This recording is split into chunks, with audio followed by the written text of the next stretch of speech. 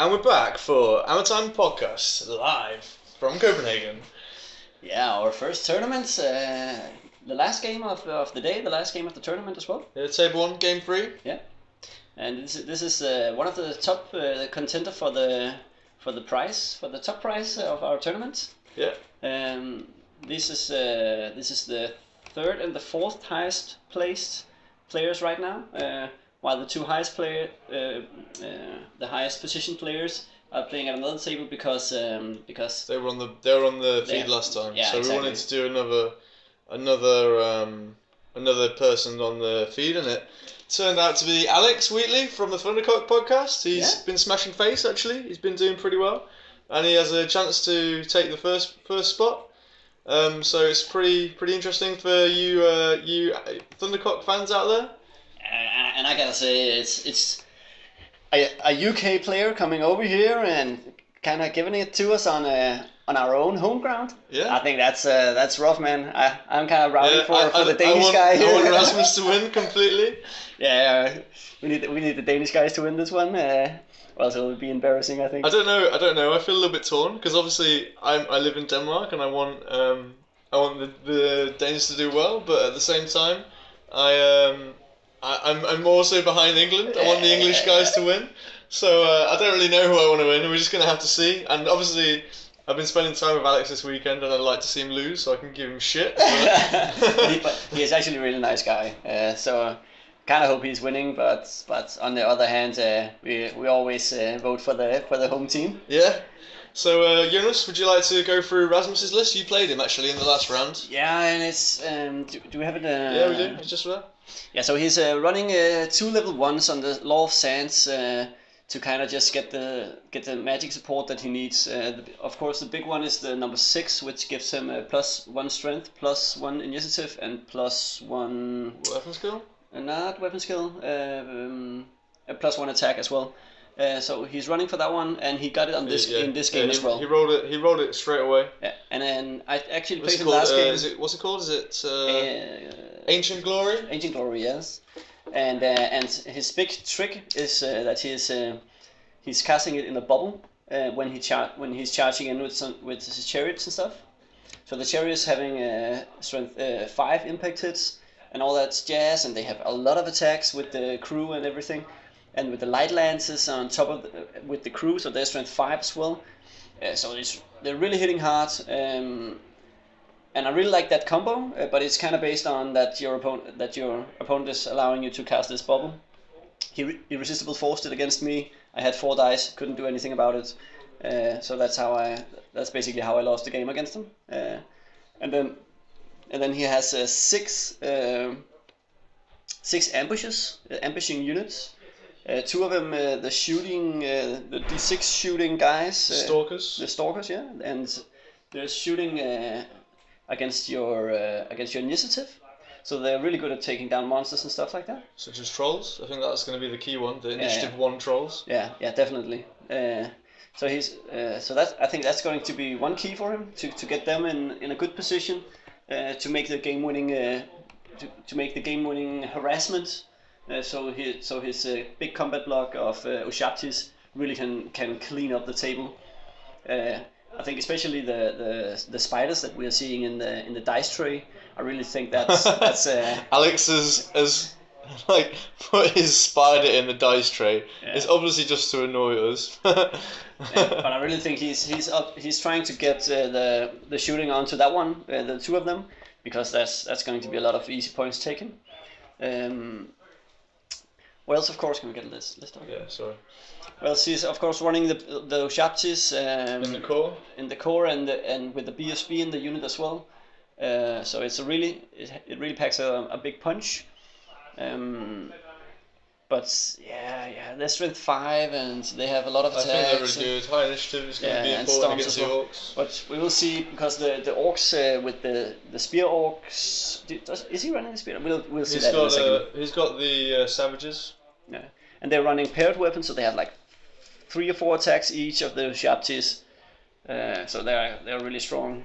And all this stuff, all his models in the army is constructs, all of them. So he's not really losing that much to crumbling and stuff like that.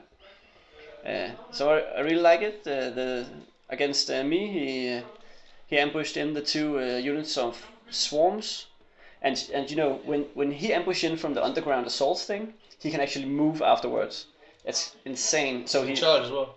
No, he can't charge. If he lands on a unit, he charges him. Yeah, he charges in the front unless you can block off your front, so he can't get into your base contact. Then you, for example, if you have another unit in front of the unit that he's burrowing under, you can't get into the front, so then he'll be delayed. But it's really strong. He can come up almost all over the table, and then he can move afterwards, getting into nice positioning with his ranged units and with his swarms as well, to really do the harassment. And you really need to box. You really need to close your deployment to make sure that you don't get. You have to. I think you have to sit and wait. We discussed this actually in the last podcast when we talked about this list. You have to sit and wait for the shabties or the snakes to come up, and once they're up, then you play your game. You can't push forward, otherwise they're going to come on behind you, and you can't be really aggressive in this. So it'd be interesting to see how Alex plays it. Unless you really have something that can take out the Ushabti block. Yeah. If you have something that you can just throw at the Ushabti block and be pretty sure to win it, I think that's what you do. Because if you break that, you get he has 2 giants as well, and they're pretty strong as well, but he has a very small block of archers, which is his mage bunker. Yeah, it's 10 archers. 10 archers, yeah. And if you can get onto that with any ranged or with any melee units, you'll be having a ball. And he's just running right behind his Ushabti block. So if you can take down the Ushabtis, you can take down the mage bunker, and then it's 0.7 for you. Yeah, for sure. And maybe that's what the ogre. The orc player is looking to do, I think. Yeah, we just go over Alex's list quickly. He's got Orc Warlord, the General, Common Orc, Heavy Armor, Shield, 4+ Ward Save, 2+ Armor Save, and 2 extra attacks. A Goblin Chief with the Wizard's Hood, Goblin with Little Green Gods, level 2 Dispel Scroll, an Orc Shaman with the Path of Wilderness, level 2 extra spell. Magic resistance. He's got another Orc Chief, BSB, Flaming Standard, 2+ Armor Save, 5+ Ward Save, 2x5 Goblin Wolf Riders, 2x20 Goblins with Shortbows, a big unit of Feral Orcs with Spears. He's got Banner of Discipline in there. 3x Nasher Dashers, a big slab, as he likes to call it, of trolls, slab formation, and 2 Gargantulas. Yeah. How do you feel about the matchup? I think if he can get the orcs into the Ushabtis, I think they should probably win it with the spears and everything. Do you think? He got like. The Shabtis are strength 5. Yeah, but initiative 4 with 4 attacks each. But they are as well, and they're spears, and he's hitting. I think he's hitting before him, or before or same time, and he has 50 attacks. Yeah, it's good, isn't it? 50 attacks. That's insane. We'll have to see. And if he can get like a Gargantuan in there as well or something, kind of gets 1 or 2 units in there to support, I think he can take down the Ushabtis, because the Ushabtis actually don't have that. They're not that hard to kill. They don't have that many wounds. They have that's 6 guys with 3 wounds each, so it's 18 wounds. And if you could do 18 wounds to them, they are out. They're off the table. The thing that you can't have is that you can't start grinding, because he will heal them, and you will lose in the end. How do you feel about Alex's deployment? He looks like he's obviously going to be quite aggressive. It looks like he's going to push forward, but do you think that's wise with all the ambushes coming up behind him? Then we're back to what I think his victory condition is if he can break that Ushabti block and push his enemy's center, I think he can win it, and I think he's identified that as well. So it's all a matter if the Undying Dynasty guys, if he can chaff up and kind of extend making sure that he can't charge with the big block of orcs, I think he can. The Undying Dynasty guy can win the game. Okay. But if he's in close combat in turn 2 or perhaps 3, I think the orc player will win. Fair enough. We should say that the scenario is the banners scenario. So both have 3 banners, but Rasmus's Undying Dynasty's army, all the banners are underneath the sands. Yeah. So we'll have to see. It looks like Rasmus is going to get the first turn, so it'll be interesting to see how he plays it, whether he plays defensively or I think Rasmus is actually probably going to push up. Yeah. I don't know if he has he doesn't really have the shooting to deal with all the chaff and stuff, does he? No. So he'll have to run through all the chaff on the way over, and we'll see if he. I think if Alex can win the chaff battle, he should be okay. Yeah, but then again, he has 2 units in chaff that's ambushing, and which can move when they come up. So that's really hard to play against because he will always have the chaff that he needs at the positioning that he needs, unless of course he can't roll 3+ on the ambushing. Yeah, on the ambush roll. That's a really big thing. Against me, he got 5 units in turn 2 on 3+, and I was okay with it because then I had everything on board and we could start playing instead of holding back. Yeah, so if you're the Undying Dynasties player, do you want to push forwards in this situation? What do you do with your chariots? Do you use them to cover the ground, or do you actually use them aggressively? I think I would hold them back and support charge when I cast the big bubble, because if he gets all the d6 impact hits from each of the chariots, with the plus strength. That's going to destroy that big block of orcs, and that's going to be his game-winning move. Yeah, the Ancient Glory on the chariots. Glory. Giving them an extra strength. That's pretty good. Yeah. They're doing D3 or D6 impact hits. D6. D6 impact hits. Yeah. Yeah, I think he did like 15 impact hits on me again or something like that. What unit did he charge in against you? He charged into my Plague Brotherhood unit with the furnace inside, and he just demolished it. Oh dear! Completely, yeah. Everything just died, including the furnace. It was horrible. But that's what I get from getting a side charge by 3 chariots with +1 strength. Yeah. Fair enough. But yeah, you put yourself in that position. Yeah, but I think he's looking to do the same thing here, kind of destroy that big block in the center. And if he does that, I think it's all about then he just needs to clean up the rest of the table. But we'll see. Yeah, we'll see. The two big monsters with the wings at the front, they are Colossus with magic. Just so you guys can tell. So from left to right. On the Undying Dynasty side, we have the chariots, 3 chariots. Next to those, we have, I think this is actually the movement phase, so Rasmus is just moving his deployment a little bit. Then we have the 2 big monsters, the Colossus with the spells. Behind those are the Shabti with the Harbinger on the snake in with them. Rasmus is just moving them up now. On the far right, we have the second unit of 3 chariots, and then the small unit behind the Shabtis is just the archer bunker, the 10 archers with the 3 wizards in. For the orc army, we can see on the bottom left the Nashadashers and then the spider. In front of the impassable terrain, we have 5 wolf riders, which are represented by the spiders. Behind those 20 goblins.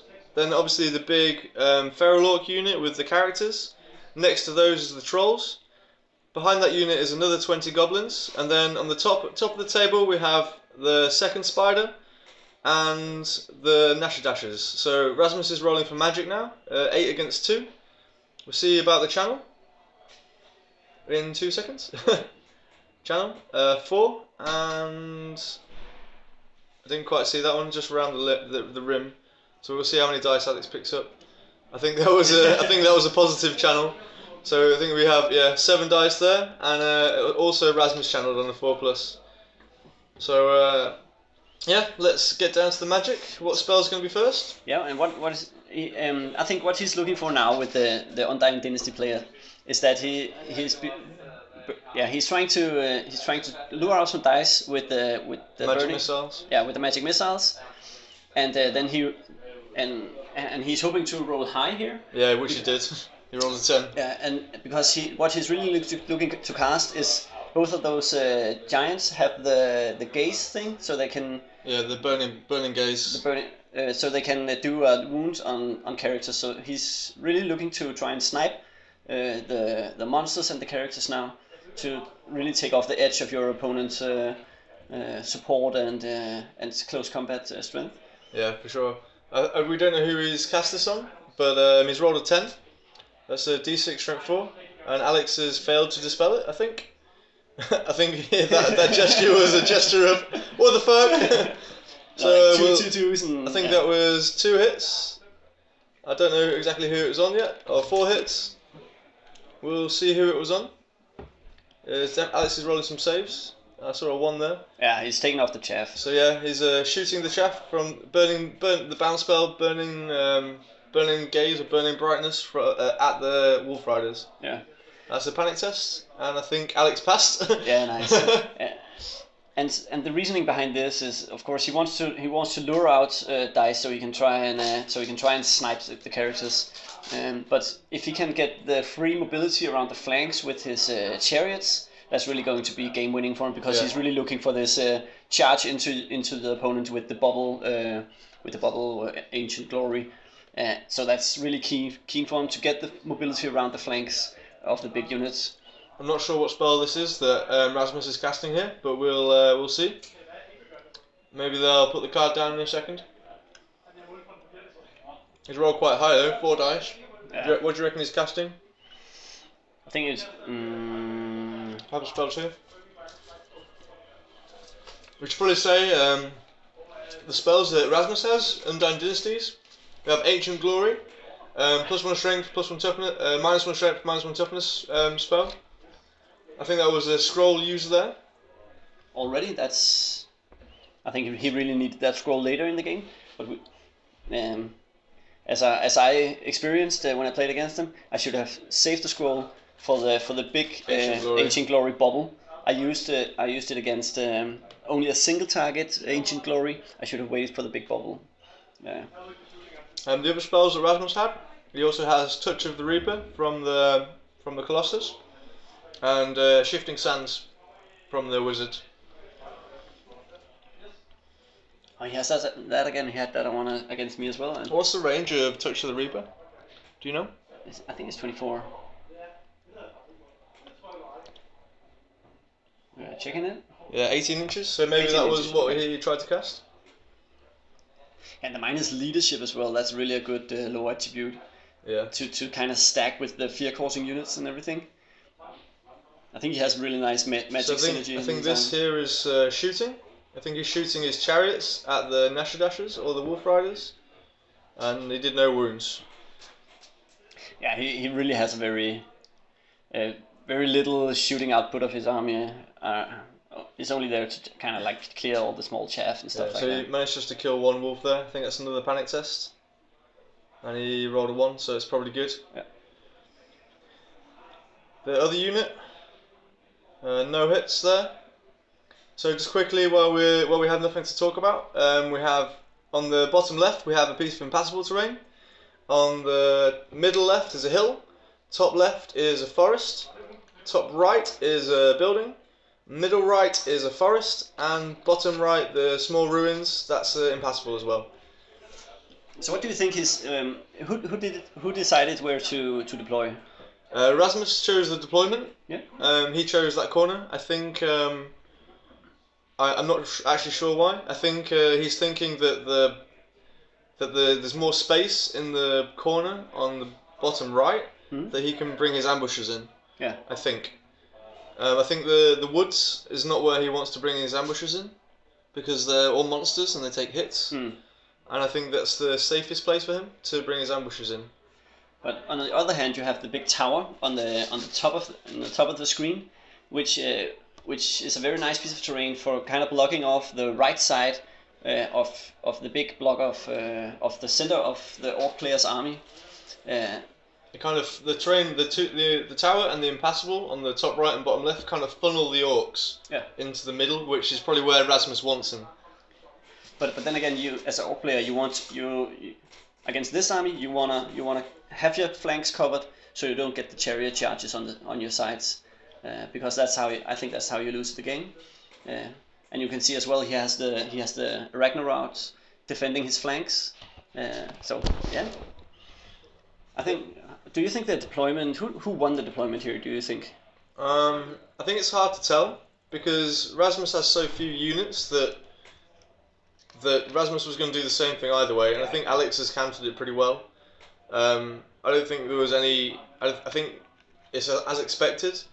I think how do you think the Trolls and the Ushabti matchup is going to go if they fight each other? I think the Ushabti, they have the armor save, but that's going to be removed. Yeah, it'll be a 6+. Yeah, so I think the Ushabtis will win it in the end because of the healing and because of the magic support. The Trolls are 9 and the Ushabtis are 6. Yeah, and the BSB as well. The BSB doesn't do shit, he's just there to give him hatred. Yeah. I think it will depend on the magic. Yeah, I think he has like 3 strength 5 attacks, and the animal as well has a couple of strength. Yeah, actually, attacks. Just to interrupt you there, we can see that Alex has moved his orcs forward and he's got a little wand there. So I imagine that the spell that Rasmus cast that Alex failed to dispel was the Touch of the Reaper, the death spell. Oh yeah. So he death sniped his one of his characters. We're not sure who, but one of the characters has taken a wound. Yeah. So Alex is now moving up his army, checking the charge arcs and the charge ranges. Obviously doesn't want to get his spiders charged by the Colossus. I think they'll do a little number on him. Yeah, but what does the orc player really have against the giants and the Colossus things here? He doesn't have any range on him. He has the Ragnaroks. I guess they could do some damage. It's toughness 6. Toughness 6, yeah. 4 wounds, I think, though. No, the Colossus have 5 wounds. 5 wounds, yeah. Maybe even more. We should have a look actually. I think you're right. 5 is. I don't have it, unfortunately. I don't think we can see it because this computer's not working. Do you have your phone? Yeah, we'll just check it. If you just tuned in, welcome to Ammertime Podcast Live. We can see there's 6 people watching the stream right now. So if you're watching, say hello. Tell us a little bit about yourselves, where you're listening from. Always good to hear from you guys. I've got Jonas has joined me for this podcast, and it was hard this afternoon trying to think of things to say when I'm on my own. So please, hi Tiny, just chimed in. So please comment on the game as it goes. Ask us questions, we'll answer them. Any kind of content is great to hear from you guys. So tell us where you're from, tell us what army you're playing, tell us who you think's going to win, tell us who you want to win. We know that Tommy Tucker's out there, and we know who Tommy Tucker wants to win, because obviously Alex is Tommy Tucker's Tommy Tucker's Alex's #1 fan. So we'll see. Did I show you the email that Tommy Tucker wrote to me? Do you want to see it? Yeah. Let's see. Yeah, I'll let Jonas read it, and no, it's English, man. I'll let you. We'll read it out on the podcast next time. Then we're not degenerate this video to read it out. Oh my god. Yeah, we are looking at the 5 wounds on the Colossus. So there we go. Tommy Tucker, he loves Alex Wheatley.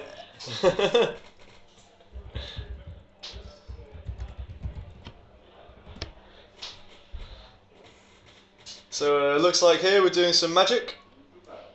They're using our little cards very nicely. This is the wins. I think it's a 1 and a 2. And there's a channel there, so it's a 2 on 2. 2 and 2? Oh, that's 2 on 2 phase. That's pretty rough for Alex. Does he have anything really important this time around? What is he looking to? I don't know actually. I can't quite see what this one is. Shall we just zoom in? 2 seconds. Looks like orc and goblin spell. He didn't give us his spells.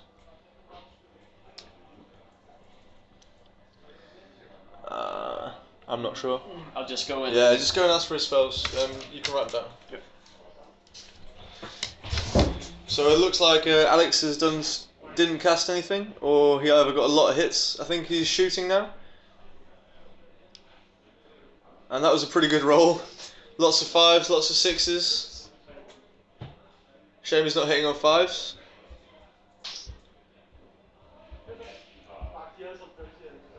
And looks like something took a wound there. Maybe it was on the chariots. No, on the Colossus. Not sure what that was. Okay, it looked like he did.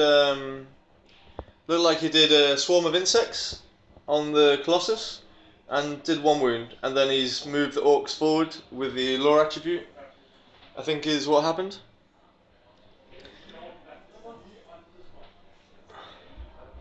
So Tiny asks, what is the current score? This is table 1, or rather actually table 2. Table 2, and the final round. The current score is, the table 1 is 40 points and 34 points, and I think Alex is on 32 points and Rasmus is on 34 points. So it's all to play for in this final round. I just posted the links for you, Tiny. If you have any more questions, please drop me a line.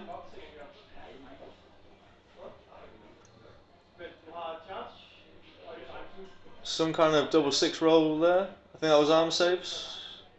And maybe regen saves. Something like that.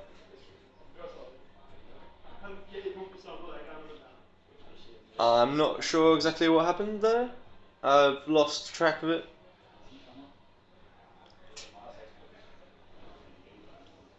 Let's see. I think that was Alex's turn. Probably doing a little bit of shooting. And now... I see. He actually... So he actually have a lot of spell spots. So we'll see him. Okay, sure. We get around to it. We worked it out what it was. I think Rasmus has just moved the trolls there because he wants to ambush.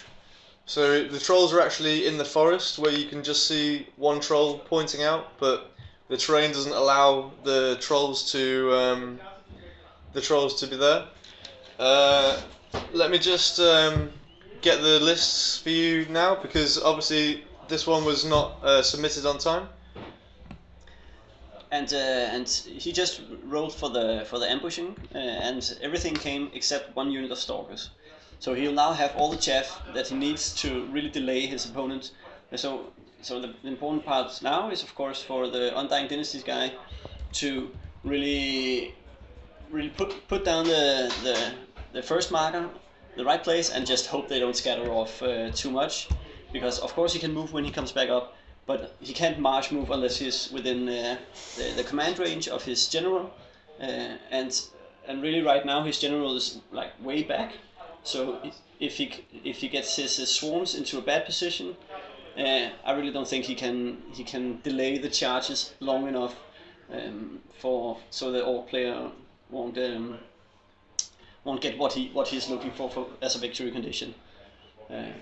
Also the Ragnarok on the top of the screen is really in charge range, but I see he just put down a unit of stalkers behind it. Yeah, the unit of stalkers behind the trolls, and they're just gonna shoot in there with the attack against the initiative. I think he's looking at the Ragnarok. You think? I think the so. Ragnarok's initiative 4. But he has D6 shot for each of them. Yeah, six is to wound. No. Strength 2 against initiative 4, so it's 6 is to wound. But what else does he have? Yeah, of course he can death snipe it with the.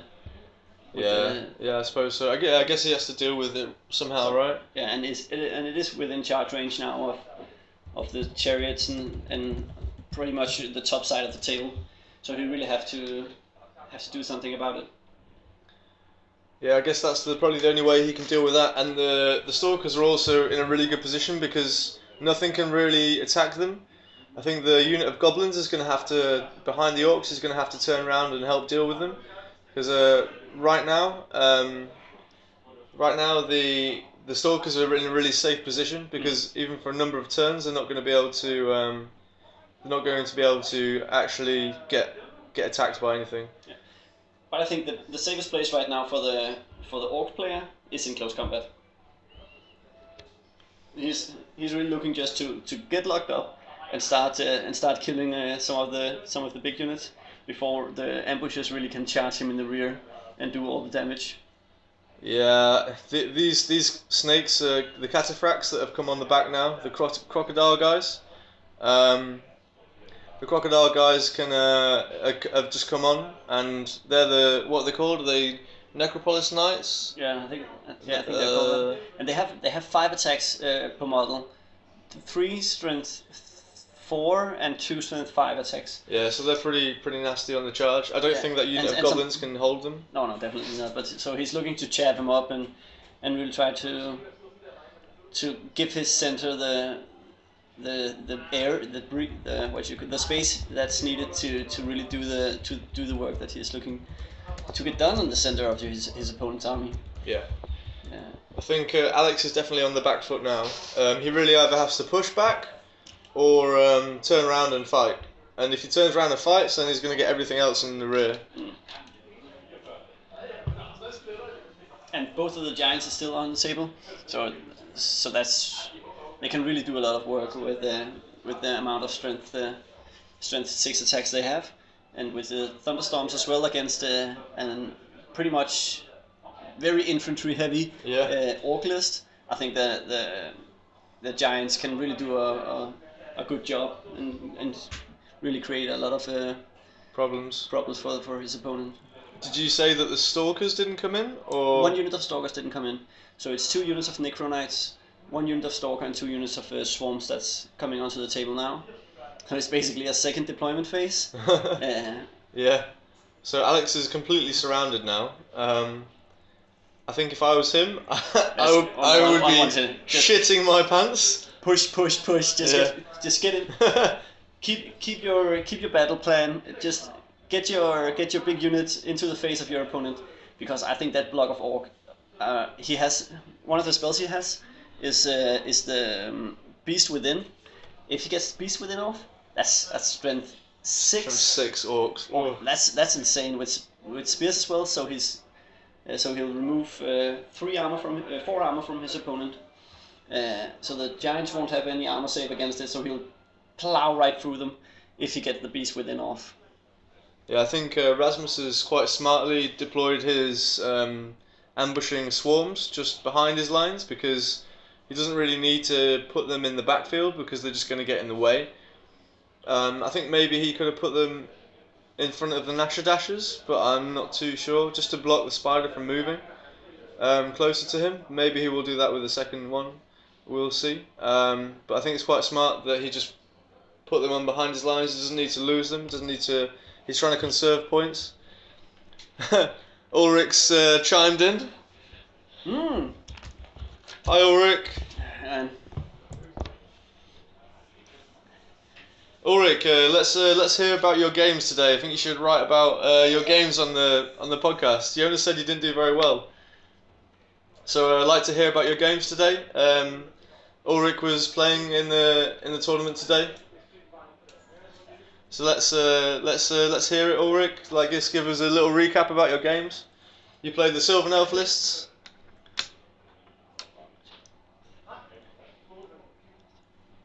Yeah, you're right, Tommy. I think that's a really good point. Maybe Alex will see it, and if he doesn't, then we'll make fun of him. Yeah, but then again, he's looking for the Burning Gaze to really clear out the opponent's chaff. Ulrich's gonna melt his dice. Oh man. Yeah, man. He had 2 really rough games. Yeah, but that happens. It's a dice game. Yeah, these things happen. Yeah. But yeah, the Wolf Riders will only stop the Knights for 1 turn, Tommy. You can't stop him forever, and I think Alex is not in a good spot here. And you see the Undying Dynasty player starting to kite backwards to really get a little bit of space, because the Ragnarok was in charge range. So now he's just giving himself another turn before his opponent gets into charge range. So I think the Orc player is really just looking to chaff up the knights, what you call them, necro knights. I'm not sure I think they're called tomb cataphract or something. Okay, yeah. That's really hard, so I just keep calling them tomb knights. You call them Crocodopoulos. Crocodopoulos, yeah. The Crocodopoulos knights. I really think he's just looking for one turn because I think he'll be able to charge in the turn after this one. So there needs to come some kind of chaff in the middle of between the armies, or less. Just not he really needs to do something about the center of the orc army, because that's his win condition. That's the orcs' win condition. Yeah. So yeah, we'll see. Oh. Just 6 in the middle of the. I think it was a swift reform. Yeah.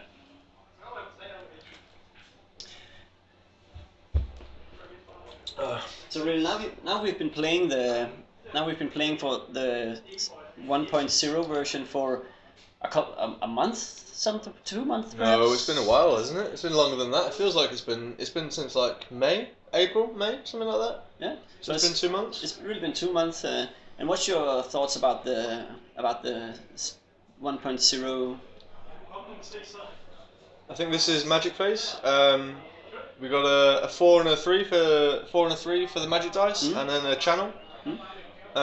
Regards to 1.0, I really like it. I'm not a big fan of the highborn elves. No. I'm just not feeling it. I've been saying this all day. Actually, people keep asking me, okay. but I'm not really a big fan of the highborn elves. I think they lack a bit of something. Let's just go back to the game here. Looks like this is the snipe spell. It's the Touch of the Reaper. I think that's probably cast on the same character. Same character that did before. I think they're just checking the range. Seems like something is out of focus. I'll try. Yeah, maybe just tweak the webcam a little bit. Yeah, I'll just see if we can refocus it.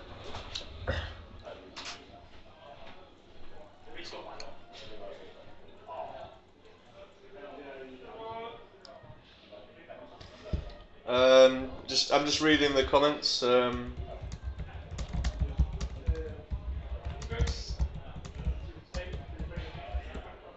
Jonas is just trying to focus the camera to make it a little bit better for you guys. Hasn't really worked, but I think it's just a bit. I think it's just got some. I think it's just getting sweaty with all the perspiration. We'll check it in a minute. It looks. I can't really see what the other dice is, but I think it's been cast. So Alex is dispelling, and looks like he's dispelled it. I think I think you just need to wipe the lens. All right. Yep. And the swarms. Yep. They are all the way in the back of his army, up on the left side, all the way in the top, ready to move through his units to chaff up in the turn after this one. Ah, okay. That's why. Yeah. So that's pretty smart. So we have another spell here. Again, I'm not sure what it is, but we'll see.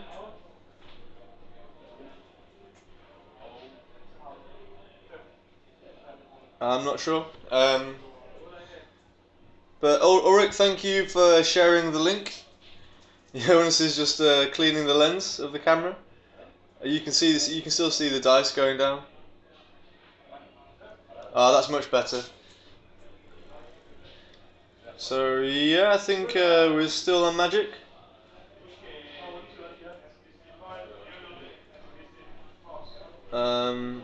Maybe this is shooting actually.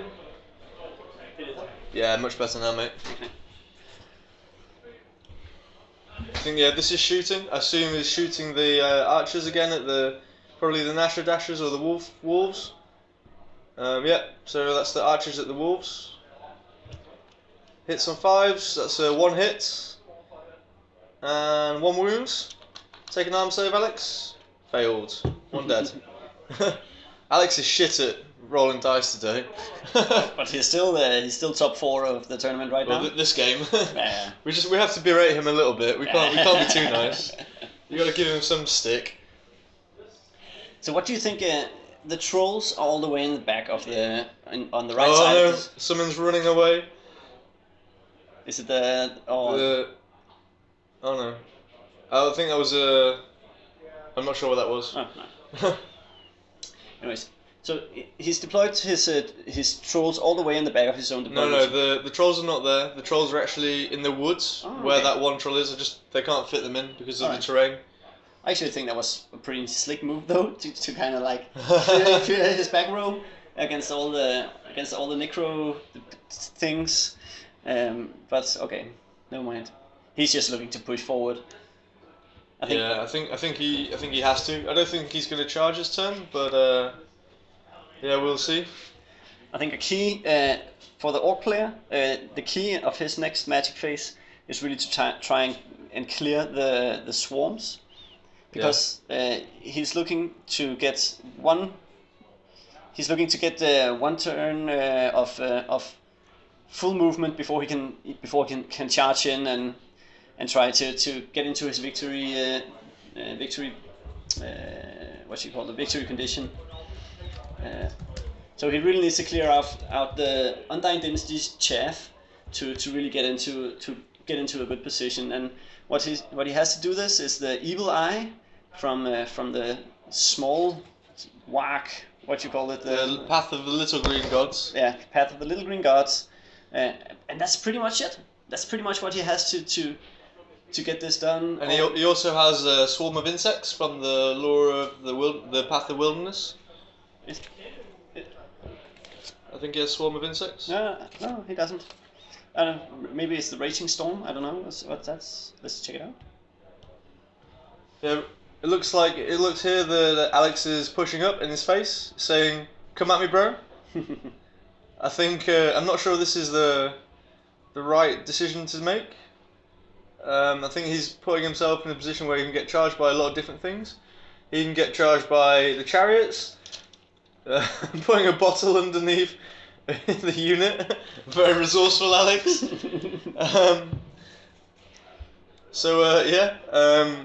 I think he's saying, "Come at me, bro," and seeing what Rasmus can throw at him. And he's just left the goblins for dead at the back. Yeah. See you later, boys. We're gonna go charge in and smash him face. So he really identified his win condition to really just go into the face and just hope your dice is with you and get that the beast within off on your big block to get strength 6 and just tear through anything that your opponent will throw at you, because he will be wounding those sharpties on 2s to wound. So he will destroy them in close combat if he gets his block in, but he needs to do something about the the 2 units of swarms behind him. Yeah, they're just gonna pop out in front. Yeah, and it's so nice because you have the small front and they're skirmishing, so it's really easy to get the redirection that you're looking for. So it's a really strong unit. I really like how the Undying Dynasty player is using in this game and against me as well. He did the same strategy against you? Yeah, he ran them into my Jesliers. Okay. And then my Jesliers destroyed them in close combat. Really? Did 6 wounds to them and they crumbled for the rest. They didn't do a single wound. The rest were like, get the guns, boom, boom. They knocked me a beetle. Yeah. So that was a little bit unlucky against me, but yeah. So the spiders are moving up behind the Gargantulas. I'm not sure about this move. Maybe it's just to let the spider through, I think, rather than and to get out of the charge arc of the chariots. I don't think Alex cares too much about the spiders getting charged by the chariots. Oh, he's looking for that. Yeah, I think 3d6 strength 4 against toughness 6 is not really that much. How many wounds does Gargantua have? Isn't it 8? Like 8 wounds? Yeah, he will destroy him. What he can't have though is the chariots charging into his big block of orcs. That's just no go. Yeah, I don't think he even at this angle, I don't think he can get the three chariots in. Maybe he can get 2 on impact hits, but not. I don't think he can get 3. But we'll see. Do we know if the orc player still has his scroll? I'm not sure. I don't. He might have used it on the first turn, but I don't think he did. I think he kept it. Yeah, I think because right now he's really looking to consolidate his position and not take too many casualties before he gets his big charge off in probably the next turn. Do you think the Undying Dynasties player is going to let him charge? I think that if I was playing the Undying Dynasties, I would be charging everything in the orcs, and then chaffing the trolls. Perhaps. That depends. If he's casting the Beast Within this turn, yeah, he's not good. He yeah. can't charge that. Yeah. He will get destroyed. So what is he looking for? The Undying Dynasty. He's just looking to get time, get his flankers up and charge him in the rear. Yeah. We'll see. We'll see what they come up with. I think Alex is trying to decide what to do with his goblins now. I think he's just going to throw them under the bus and leave the goblins for dead. We'll see what happens. So it would be really good to hear from you guys what you think in this situation. I see that there's 11 people now listening, which is really, really good. That's the most we've had today. I think it's pretty positive from the community that 11 people are listening in on our tournament. Yeah. So thank you for tuning in. It would be really good to hear who's out there, who's listening to us, and also perhaps what you think about the table. What's going to happen? What do you think you should do in this situation? What would you do in this situation? What do you think is going to happen? Do you think that the Undying Dynasties player should charge, or do you think the Undying Dynasties player should pull back and chaff, or what do you actually think should happen in this situation? So it'd be really good to get some feedback from you guys in this situation. Maybe what Alex should do to save his goblins. I think those goblins, that's a lost cause. But he's only really looking to kind of redirect from the back of his army. I know that sounds really weird, but he don't want the necro things getting in the back of his main army. Yeah. So he's really trying to redirect them onto the sides of his armies to win 1 or 2 rounds to clear the swarms and get into the big combat that he's looking to find. Yeah, so this is a magic phase. Alex has channeled and Rasmus hasn't. Far left. Yeah. Yeah, I agree, Tommy Tucker. Yeah, really use the goblins as a redirector from the back of your army, and make sure that you can get that victory condition off by charging your big orc unit. I'll try to speak a little bit louder. Yeah, I think Alex has made a mistake here with the central goblin unit, like Tommy says. He should have put it closer to the Necropolis Knights so that if they charge, when they overrun, they'll overrun in a direction that's away from the big unit of orcs. I think he's made a mistake here with his goblins, because if they charge in, they'll charge in the rear, and then they'll overrun towards the orcs. But maybe he has a secret plan here. I'm not sure what spell he's trying to cast. He's probably cast it. Looks like he's had a good roll. Is it the Beast Within? The Beast Within. Yeah. That's what Jonas predicted. So the Beast Within is cast on an 11. So we'll see if Rasmus wants to dispel it or not. And he does. All his dice and it's dispelled. He identified that victory condition as well. And he said, I don't want none of it. I'll use all my 7 dice to dispel your 3 dice. Yeah. He just really didn't want to have anything to do with that Beast Within. So now... but he saved his scroll. That's really big, because next turn he will just try and cast the Beast Within again, and then he has the scroll to really lock down that crucial...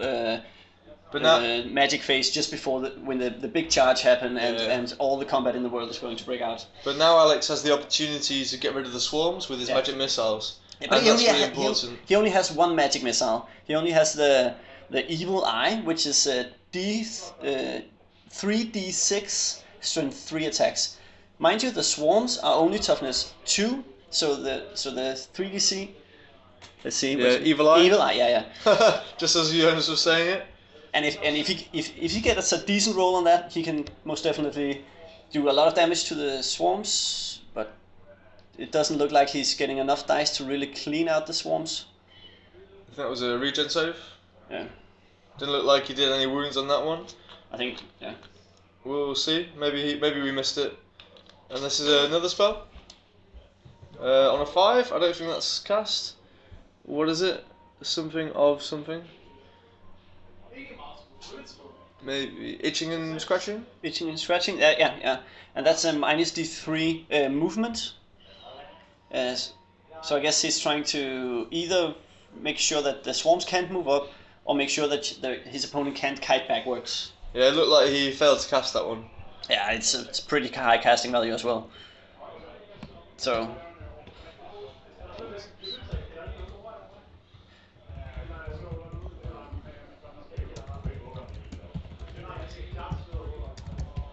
Oh, it's actually only on he's casting it on a 6, so it's not really that high of a casting value. Minus movement and minus initiative. That's D-spell can be key when we're looking at the big combat later on. So a little shout out to Thundercocks from the Netherlands listening in. Let us know where you're listening from, guys, just to give us a sense of who's listening, who's tuning in. So I think that's Alex's turn over now, and on to Rasmus' turn 3. So this game is much more exciting than the last one. Yeah, my god.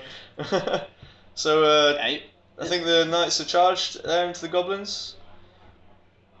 And we got a 1 here. And charging Shabtis into the trolls.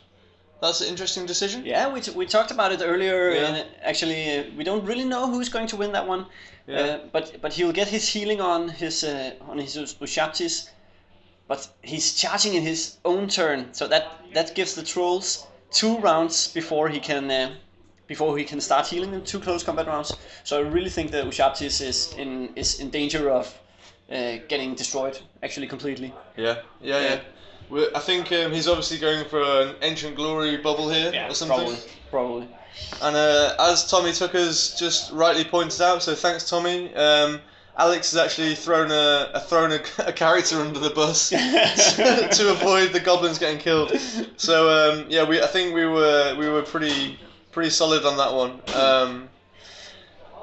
But now we're looking at the top half of the map. We're really trying to focus in on around the big close combat happening in the top. And you see the Gigantula all the way in the top, away from the camera. His charge arc hasn't been positioned in an optimal way, because I really think that if that Gigantula were able to charge the Ushabtis in the side this turn, when the Orcs and Goblins turn comes around, I really think that could be a really slick move to get rid of the center of your opponent's army. And yeah, we're seeing them discussing the charging of the chariots, and this is going to be a big bubble of ancient glory, because that is his game-winning move. Do you think it's how is this going to go in? Is it in the front, right, or is it in the flank? It's really hard to see from this angle, right? Yeah. So that's something the players have to discuss and figure out in a good and. As I said, I played the Undying Dynasty guy last game, and he's really enjoyable to play against. He's a hard player, but he's a fair player as well. Yeah, I agree. I've played him once as well. Yeah, I think he's a really nice guy. Yeah, he's actually a guy known in the Danish tournament scene, and he's coming to the ETC warm-up tournament again with this list as well. And he told me that he don't want to be matched up against me another time, and I understand why. I was so close to break him. I just didn't use my scroll right. I think the chariots are just they put them at the back just so that they can't really fit them on the hill, so they're taking them off the movement tray. So the chariots are there, but you just can't see them. Yeah. And is it the giants that are in the front of? I'll just go and check if the colossus are in the close combat. Go and check. So Jonas is just going to go and check and ask them to be a bit more clear with the magic. And Jonas is just going to check what's going on with the troll combat. We think that both colossus have gone into the trolls as well. And Jonas is just going to see. So. Thundercocks asks how many games will be played. We have had 3 games today. This is game 3 and this is table 2.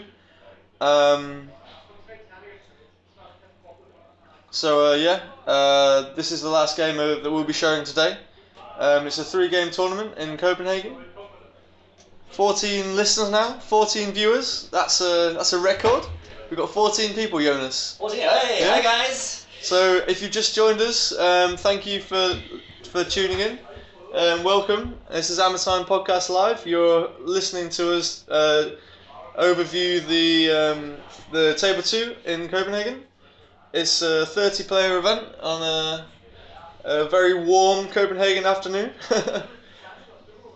And I just went out to check who charged and what's happening. And the chariots that are not on the movement tray, the movement tray is actually positioned there, and they are chaffing up the big unit of orcs. So he's really looking to delay that charge, and then he charged a giant, or colossal, and the Ushaptis with the BSB into the troll unit to really try and destroy them in one turn, to get out of the corner, because he's really boxed in, because this big unit of orcs, it has a really large front, so he's kind of getting squeezed into the corner, not able to wiggle out. So yeah, the chariot's not actually in contact with the orcs. Nope. They're just chaffing them. They're just tapping up. They're using the chariots as chaff. Yeah, Love it. And I actually talked to the Undying Dynasty player before, and he says everything in this army is chaff. The only thing that's not chaff in this army is the Ushaptis. So he's really looking for the Ushaptis to do the work and win the game for him, and everything else in the army is just there for shits and giggles and do the small stuff. So yeah, do we think 5 dice ancient glory for the win here? 5 dice ancient glory. What else does he have that can really swing the fight against the trolls around? The -1 strength, -1 toughness will do it. Yeah, that's a big one as well. Yeah. So I can't remember what that one's called. Maybe we can just check. But if he gets any spell off on the trolls on that troll combat, it's going to be pretty bad. And I hope Alex has saved his dispel scroll for this combat, because it's a pretty important combat. If Jonas, would you use the troll vomit in this combat, or would you use the regular attacks? The trolls are strength 5, right? Yes. So they're pretty much ignoring the Ushapti's armor, which is a 4+. 4+. Yeah. So I would definitely use the several attacks. The regular attacks. Yeah, the regular. But he could choose to vomit on the BSB, because he has a 2+ armor save, and but he's toughness 5 and has the reroll to wound. So he's really tanky. And I'll bet you that he also has the region 5+ region on the unit that his general can cast. I gotta say, I feel a little bit awkward about these new rules that's coming in with the orders and everything. Bonuses you can get without having to use any dice on it or anything. Yeah. I think that's something new that the 9th is. So we just had a spell here. Yep. I can't quite see what it is. It looks like Shifting Sands has been cast on someone. Probably the big unit of orcs. Probably the big unit of orcs. Yeah. Yeah. Could you just go and ask them to nudge this just like up to the edge of the terrain, so we can see the back corner of the dice? I'll just do it. And just ask them to put the spell cards inside the circle. So yeah, we're just having a little bit of technical difficulties. Hi Christian, thanks for tuning in.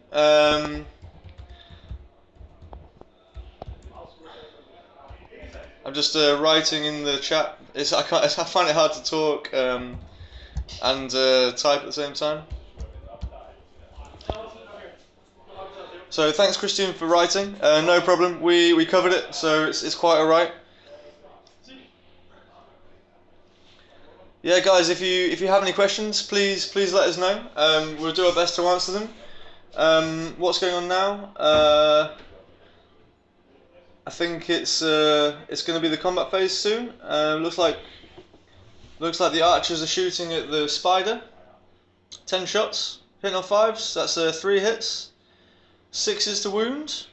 Can he get some lucky 6s? Yes, he can. That's 1 6. Yeah, that's. Oh, no, never mind. 6 on the save. Yeah, saved it. Doesn't care. Looks like the Ragnarok on the top has taken a couple of wounds. There's a dice next to it. I think this is chariots shooting, no wounds. Over there, the stalkers. I think the stalkers will be shooting at the gargantula. As we talked about, this is probably one of the only ways Rasmus can deal with the gargantula. I think that was the goblin been taken off and the reform. I think maybe a little bit behind her. Yeah, and he's really looking to try to clear the backline of the orc player to kind of pick up all the points that's been left behind. Yeah. And if he gets cleared all the chaff that's in the back of the orc player's army now, if he can clear all that chaff and keep the big orc unit out of combat for another turn or two, perhaps, I really think he's in the Undying Dynasty player is in a really good position to get us straight up to 20-0. Yeah. Because it makes it really hard. It means Alex has to really clean up in the main points to get a win. And this is all about capturing banners. And as we see the Undying Dynasty player, his 2 banners are behind his opponent's army, so they are in a very safe and very smooth position to stay safe, and with the Ushabtis and all that jazz in the front, he can really pick up some of the banners that the orc player is running to win the objective game as well, to really clean up the full 20 points.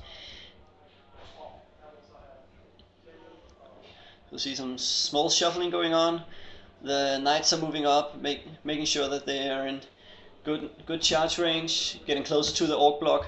I really think the orc player should try and create distance between his big block and the knights in the back.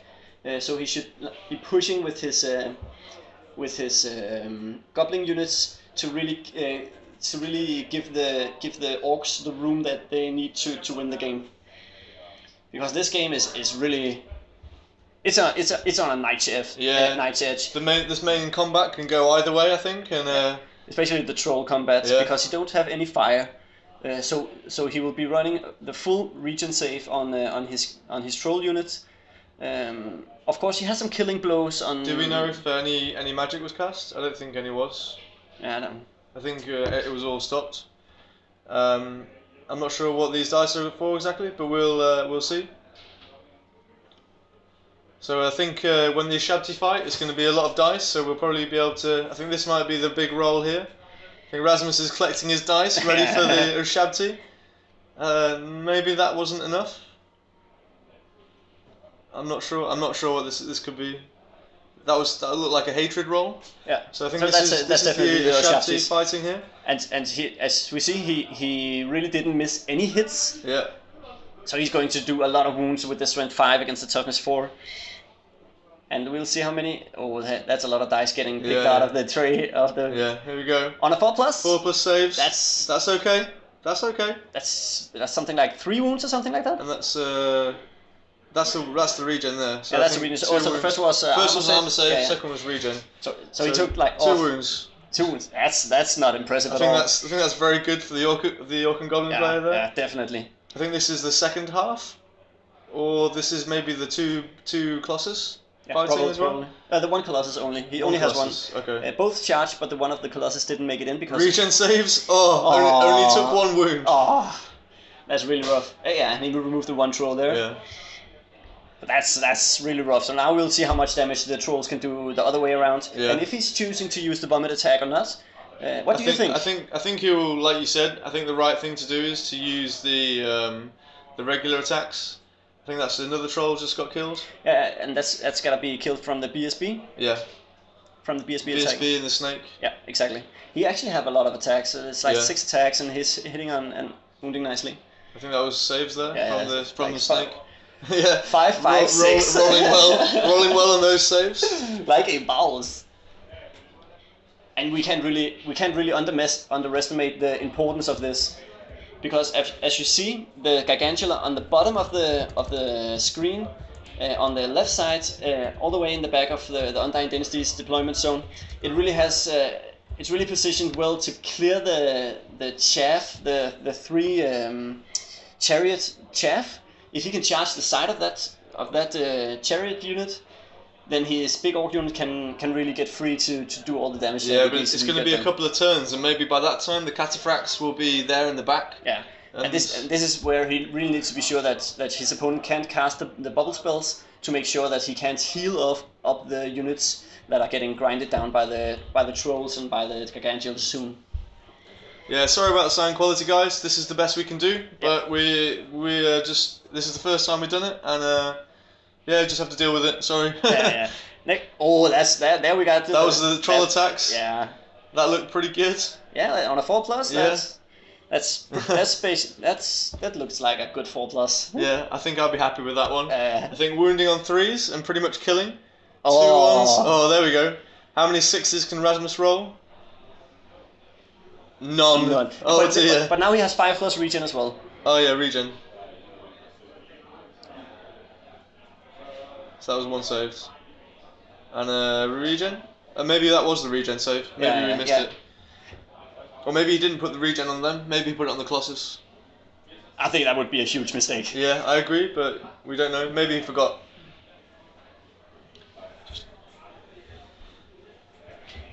I'm not sure what this one is. Maybe it's something else. I think in Alex's turn we're going to see another goblin character get thrown under the bus. The second one. That's what they're there for. Yeah. And the trolls broke from combat. And got run over by them. Oh man, this is rough. Wow. How did they even lose? I don't. Because he has his banner, his war banner, and a charge, and a BSB. Yeah, so he has 4 on static combat resolution. Yeah, and I think they killed pretty even. And now you see the big block of orcs. They have nothing in front of them. He just took a smooth out for his Ushabtis that just charged into his opponent, broke the line, and now they are home free. And all he needs to do now is clean up the back line of his opponent. Yeah, that suddenly went really badly for Alex. Yeah, oh my god. Most definitely.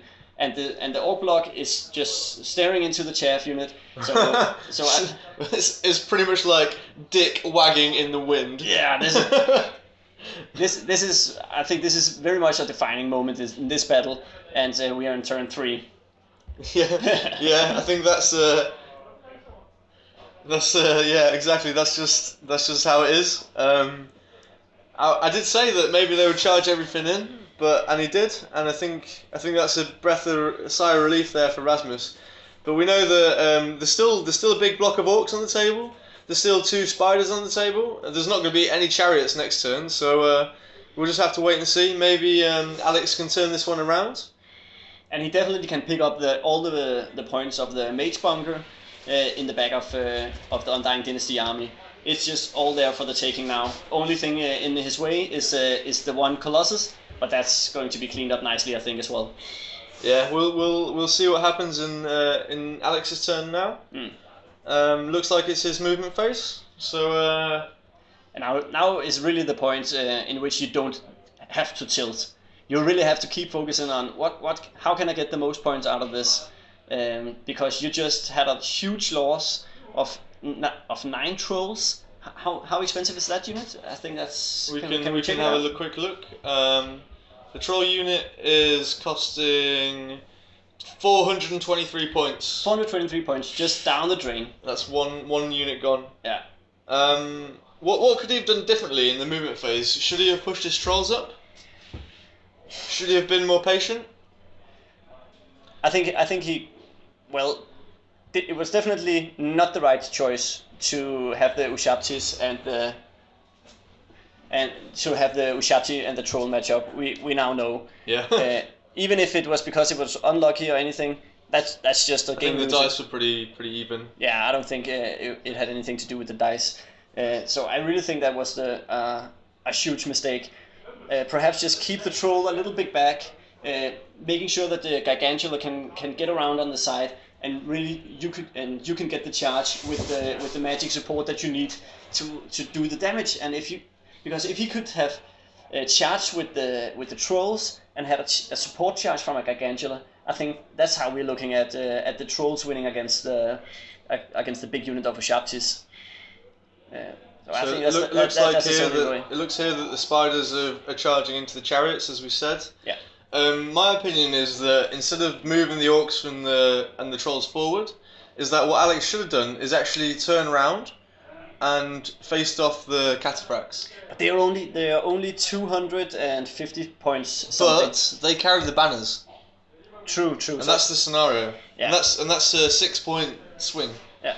And he could, or another thing, he could have kept his trolls back to really clear the back line against all the banners and stuff, and just pushed with his orcs, because no matter what, the Undying Dynasty player don't want to get in a fight with this big orc block, especially if you keep the magic support around the orc block to really do damage. But all the chaff, it hasn't really gone into the swarm units and stuff like that. It hasn't really affected the game yet. So what do you think he's going to use them for now? Is it just to chaff up the swarms? Yeah, the swarms. Yeah, stuff I think he's gonna just use them to trap the orcs up, make sure that they can't kill anything for the rest of the game. He's got 2 units there. That's 2 turns, maybe 3 turns extra that the orcs aren't going to be able to fight anything.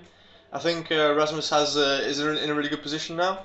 Okay, we have the Winds of Magic roll. Alex has rolled a 7, and he's channeled. So it's 8 dice against 5 dice. Yeah. So this is a pretty critical phase, I would say. Yeah. And as Tommy Tucker pointed out, well done, Tommy Tucker. He's chaffed up the cataphracts with the Wolf Riders. And I'm not sure what exactly is going on with the other unit. I think maybe a goblin character has run out in front of the second unit of cataphracts, but I can't really tell from here. Christian Apetri asks, which army or players do you guys think have been performing better and worse than you expected? What do you think, Jonas? Well, at this tournament, as it's standing out right now, we are looking at 3 Orcs and Goblins players in top 10. Yeah. 2 of them within top 5. Sorry, 2 of them within top 5. So I really think that the Orcs and Goblins are, I think, perhaps a bit overperforming, because I really don't think it's that strong of an army. But perhaps with the Gargantulas and all that and all the big Orc units, I think that's always strong. So I think they have been overperforming a little bit at this tournament. I think the Vermin Swarm. I play Vermin Swarm myself. I think they're really performing stable and good results. And we have 2 Vermin Swarm players in top 10 as it is right now. So again, I think they're performing well. But actually, the top player right now is a Demon army, and that's new for me. I haven't seen the Demon armies doing anything but losing 20-0 for a lot of time. So it's nice to see a skilled player bringing the demons and just 20-0ing everybody at the tournament. For sure, the demon's doing really well. Yeah. Alex is just he tried to cast the Beast Within. I'm not sure what unit it was on. He didn't put the marker down, but it was dispelled. And I'm not sure exactly what's. I think this is a magic missile, which has gone off against. Yeah, the chariot. That was the spider going into the chariot. Yeah. So he just kind of tried to do some damage against the chariot. I think Rasmus has used his scroll now. I think that was the scroll was used in this phase. But yeah, Christian's asking which armies are doing better or worse. Ulrich's army, the dwarf army, the gun line. That didn't do very well. I think I would have expected that to do better. And obviously the groin basher army, we thought that would do really well. Rasmus lost his first game actually against Alex, who's playing now with the Orcs and Goblins. He got absolutely tabled. We did not expect it. And but since then, I think he's done really well. So he 20-0 last game. So he's actually in the middle position now, even though he lost his first game really hard. Yeah. And actually the Flagellants, they're working well. Rasmus told me that 25 Flagellants almost. It was on a knife's edge if the Flagellants were going to kill the entire Orc army, or if they were going to get utterly destroyed. So it was quite close. Yeah. Oh, we see the Gargantula taking off the last of the chariots, and now he has a free move into the mage bunker anytime soon. Probably within the next 2 turns, and now he can really turn his army around and start focusing on the ambushing units. Yeah, the spider in the back behind the tree, the white one, the albino spider. That's probably going to charge into the mage bunker in a turn or two, but it maybe will get chaffed up by the swarms. We'll see. We'll see how Rasmus plays it. He has three characters in the mage bunker. Yeah. He will probably start throwing stuff under the bus here. Yeah. Just throwing his level 1 casters onto the spiders to stop the general getting killed. Exactly. I think even if the general goes out the unit, Alex might struggle to kill it because he hasn't got much shooting. But he has the 3d6 strength 3 attacks. I really think they could easily. And I guess the goblins have short bows and things. So and the architect is literally in his pants. So in his burial robes, burial pants. It was a devastating blow losing the trolls, but it's not over yet. He still has his victory condition. He still has the big unit of orcs. Now they just really have to make up for not doing anything yet. They have to pick up some of the giants. They have to pick up some of the points that none of the other stuff in his army can do. And then the Gargantula. How would a Gargantula fare up against the Necro Knights? The Necro something Knights? The Gargantula will do pretty well. It's got poison attacks. It's got a few goblin attacks. If the Necro Knights charge, it's a different story because they get strength 5 on the lancers or the light lancers. And but I think if the Gargantula charges, I think it's going to do okay because it's high toughness. It's got okay save. I think the Gargantula will win against one unit. Old Dark Winter asks, any Sylvan Elves at the tourney? I think we have one. I'll just check how he's doing. Yeah, Jonas will go and have a look at how the Sylvan Elves are doing. I can tell you that we have definitely 2, maybe 3 Sylvan Elf armies at the tournament. If you want to look at the lists, you can look at the link I just posted. All the lists are there. It's not quite up to date. Alex's army is not on there. But let us know if you have any more questions or if you need any links or information. I can see that we now have 17 people watching. So that's we're getting more and more as we go along. It's good to see people getting involved and also commenting on the feed. It's really nice to get the community's response on this, and thanks for the comments. I'm not sure what's going on now. It looks like it's Rasmus's turn 4. Jonas is back now, so we're going to get a status on the Sylvan Elves. Yeah, the Sylvan Elves are really not doing that well. We're looking at after round 2. One was at the 26th position, and one was at the 20th position of the tournament. So they're low end of the table, right? And something that's consistent for both of the armies is that they are losing the objective battle. None of them have yet captured the objective, and they lost 3 times.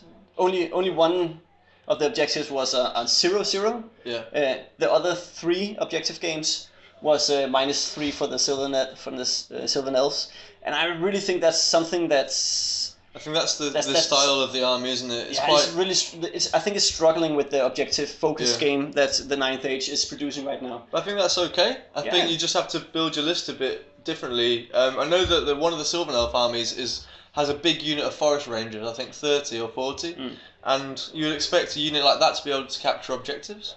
But a unit like that also gets chaffed up very easily. It's big, it's hard to maneuver, and it's got low save, so you can actually kill it quite easily. But I guess that's what should be expected from a gunline army, an army that's based around standing back, shooting all game. I don't think the Sylvan Elf armies are really like that though. I think they're a little bit avoidance, but I wouldn't say they're like gun lines. I think actually a lot of them are built to fight in combat. One of the Sylvan Elf armies has a dragon, a shapeshifter, the Wild Huntsman, the Kestrel Knights, and some Dryads. But where are all your scoring units? They are archers standing in your own deployment zone. So you're not hold the center, then there's a problem, right? Yeah, and you're not moving your banners onto the field, so you kind of only you can really only get the objectives that's around your own side of the table, and most of the objectives right now are put into the middle of the board, or you'll have to move all the way across the board into your opponent's deployment zone. And I think that's something that the Sylvan Elves right now are struggling a little bit with. Or perhaps they should find a way to build around, perhaps having some light cavalry units carrying banners all to the other side of the map. I think a unit of Heath Riders with forgoing the fast cav, giving them 3+ armor save, making them scoring unit. I think that's really viable. Yeah. I've actually been collecting the old Heath Riders from eBay, so if anyone has some, please let me know. I'm looking for the old Heath Riders with the lances and the shields. Let me know. I'm looking for them. So I think that's something that they're struggling a little bit with. Yeah, the combat-orientated armies can get the objectives much easier. Yeah, definitely, and it's really hard to kill all your opponent's banners because it's so easy to hide 2 or 3 guys with a banner in the back, and they'll just capture the objective, and you'll lose 3 victory points, and your opponent will gain 3 victory points. That's a huge swing. And we really see at our tournament right now.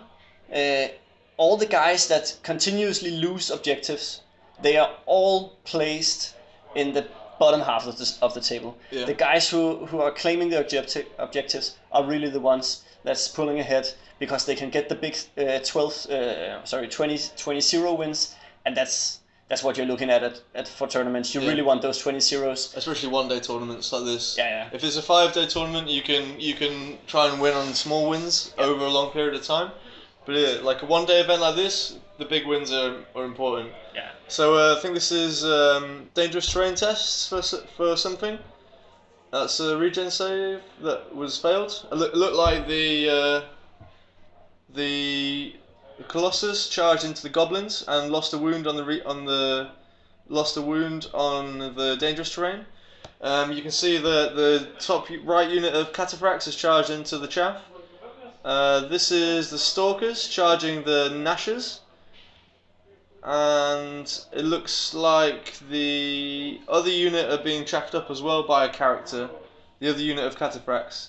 We'll see how Rasmus gets his Mage Bunker out of the way, but it looks like Alex's Orcs are free from the swarms at the moment. That was a swift reform from the Shabtis with the BSB. Yeah, you can see he's really looking to turn them around and try to meet the big Orc engagement. So he's still looking for that engagement because he knows it's the only way he can truly destroy or truly do anything about the Orc block. And that's that Ushabti unit with the BSB in as well. That's a lot of points. And if the Orc player really wants to get into the battle again after losing his big unit of trolls, he really needs to be looking at the Ushabti unit, because that's where he needs to find the extra points to swing the game back in his favor. Yeah, if Rasmus wants to win big, he has to get the Orc unit because there's so many points in it. It's probably 1,000 points in that unit, maybe more. Yeah. It's got 3 or 4 characters and it's a big unit itself. Yeah. I think what Rasmus wants to do really is try and get the Shabti and one of the unit of Cataphracts into the Orcs at the same time. I don't think the Shabti can take it one-on-one. No. I don't. I think there's too many Orcs. And I think the Orc will win the drawn out combat, especially if the Orc player can cast the Beast within. I still think that's the key to really unlocking all the points that the Orc player needs to win this battle after losing the 400 points of trolls. Yeah, you can see here just at the top of the table the final unit of ambushers have come on. They're the Stalkers, and you can see that Rasmus is using the swarms, as we said, to chaff up the spider. That gives the Stalkers 2 turns of shooting at them, at the spider, to try and knock off a few more wounds. I think it's already been wounded once, so yeah, that's pretty strong tactic there. Rasmus just reforming his knights, his Shabti to put the BSB on the other side of the unit. Yeah. And I think that's just in case the spider gets through, maybe. Yeah. He doesn't want to get the BSB with the poisons. Yeah. The big poison stinger. Yeah, that does these 6 wounds, right? I think it's ordnance. Ordnance? Yeah. That's pretty strong as well. Yeah, we just to have a little bit of a recap. In game 1, we had Christopher's Kingdom of Ekatane Duke charging full steam into the vampire and taking it off. Oh yeah, he did. He won that one. Oh, nice. He did the lethal strike ordnance against it in turn 1. And that's when you're looking at the potion of speed and saying it's worth it. It's most definitely 5 points for the potion of speed, and he's striking before the vampire. Exactly. And he just destroys him. That's beautiful. 5 points well spent. So Christian's asked how is Anders Nør doing with his 8th edition Empire, and has he ginger aged yet? I spoke to him actually just at the end of this, just before the game, and he's doing okay. I think he hasn't done any ginger age as far as I know, but he's doing okay. And if I only think we really had one rage this tournament, and he just left. Well, and I see some comments about the list that's built this at this tournament. I really do think that a lot of a large variety of lists are being played here. So I think something important is happening here. So we have the magic face. I didn't quite catch how many dice. I think it looks like 6 against 4 by the looks of what the dice are on the table. Maybe a bit more. We haven't cast any spells yet, but we'll just see. Looks like there's a spell going off. It's desiccation, so that's -1 toughness. And it's -1 toughness, -1 strength. Yeah, -1 strength, -1 toughness, and I think that's on the Nashes. I think it's on. No, which? I think he's cast it on the Nashes to help out the Stalkers. Yeah. Because that's quite a hard combat. The Nashes are pretty good. I think they're 2 strength 5 attacks each. Nice. I didn't even know. Yeah, and Alex is going to try and dispel that. Is that important? What he's really looking for is dispelling the big stuff. He's keeping 3. He has 3 dice left. He's dispelled it. All right. He used all his dice. So Rasmus has a few more dice left now. We'll see what he decides to cast. Now we're looking at the death snipes. No. Right here.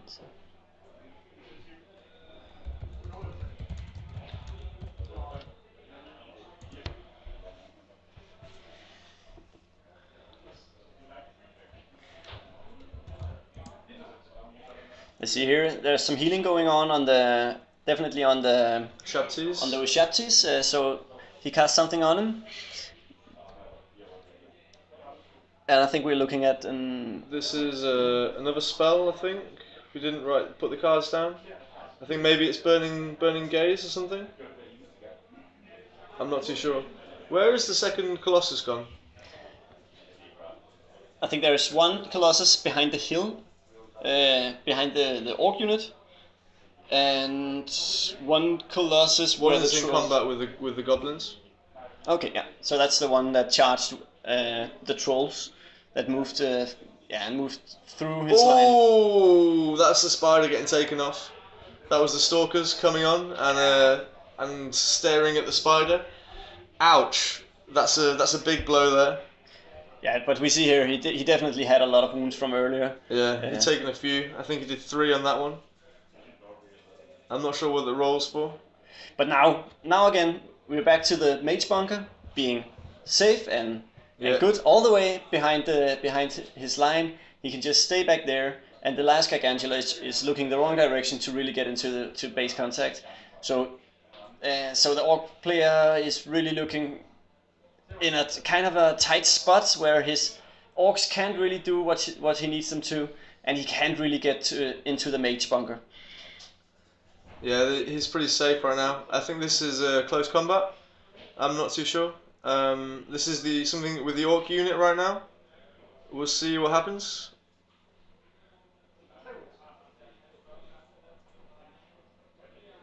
I'm not really sure what this one is. Yeah, there we go. It's the Orcs are fighting. I think maybe the Orcs are fighting one of the Colossus. Yeah, I'll just go. Jonas is just going to go check because we can't quite see from the angle, and hopefully we can get it better for you from the table side. So that's just moving the Orcs over to make sure that they have maximum fighting. Tommy Tucker getting involved. I hope this game's a bit more exciting for you, Tommy. Yeah, exactly. Definitely going downhill for Alex. He wanted to be crowned the best player in Denmark, but unfortunately I don't think he's going to get it today. So Jonas is back. Yeah. What are the orcs fighting against, Jonas? The orcs are fighting Colossus. That's in the back of the orc unit. They're fighting in the front, but it's behind the Colossus is behind the hill, so we can't see it from this angle. So that's where the other Colossus is then. Yeah, and he's positioned in a way that the orcs really can't hurt him that much because they don't have that many attacks. So he has a horde formation staring down with only 5 or 6 attacks against the Colossus. So that's really a nice position for the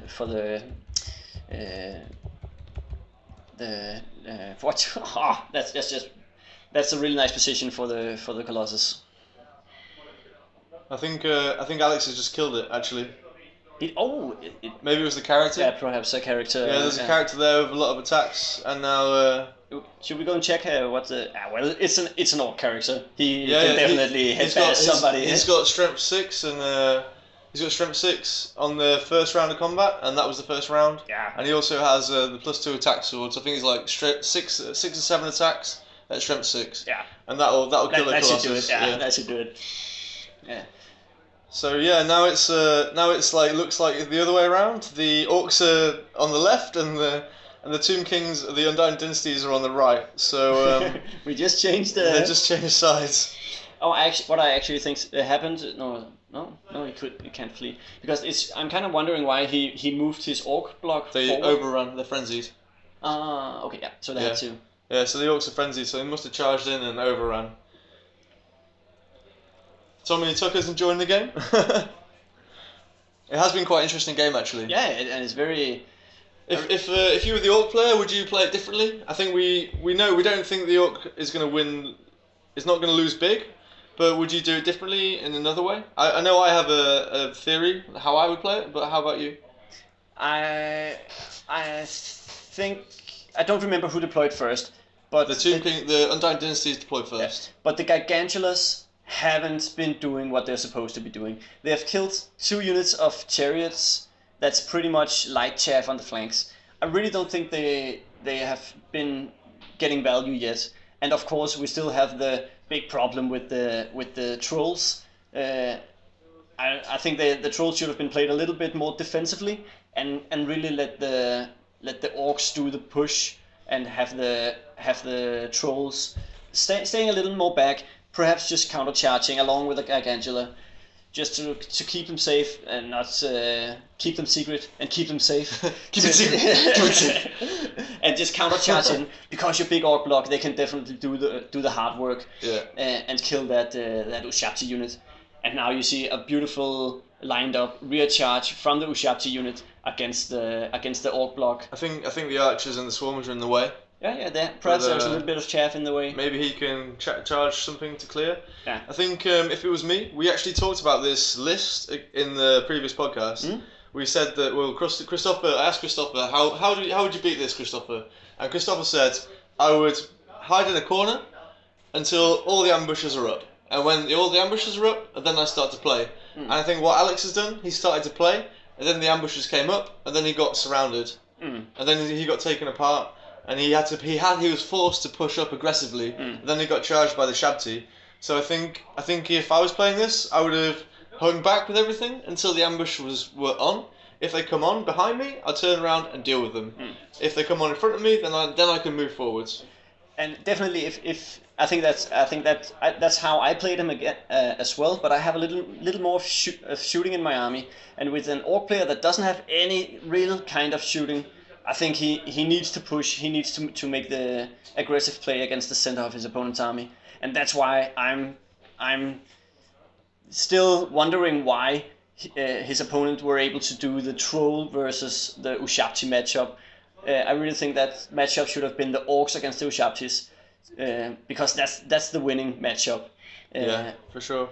So I think he should have perhaps deployed the trolls and the orcs the other way around, to make sure that he can get the matchup against the Ushabtis that he's looking for. Yeah, he could have done that because he had the deployment advantage. Yeah, exactly. What's just happened here? The Nashers were charged by the Stalkers. They killed one, but they lost too many and ran away.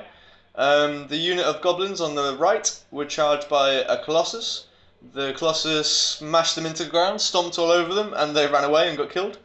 I think it's now moving on to Rasmus's turn 5, but we'll see. I don't think Alex has got much more to do.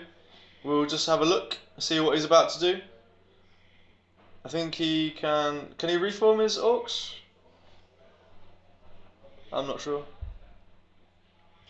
Oh no, it's Alex's turn, isn't it? So I think he's charging the goblins into the cataphracts. Maybe. that doesn't sound it. I'm not sure. He's throwing some dice of some description. Maybe he's trying to charge the spider over the terrain, and they're discussing whether he can get round. I'm not too sure, but he rolled a 10, so.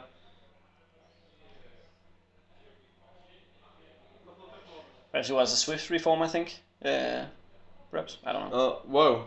Oh, they can fly. That's right.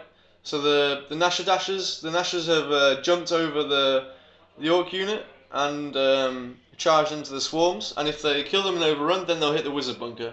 And that's a pretty nice move there. Yeah, definitely. That's what he's looking for. Because that mage bunker has been sitting back there, doing all the work all game long, and nothing really to harass him. Yeah. Yeah, and I agree with Tommy. I really think this is a really good game to watch. It's very dynamic, and I think there is a lot of tactical moves here as well, with all the ambushes coming up, and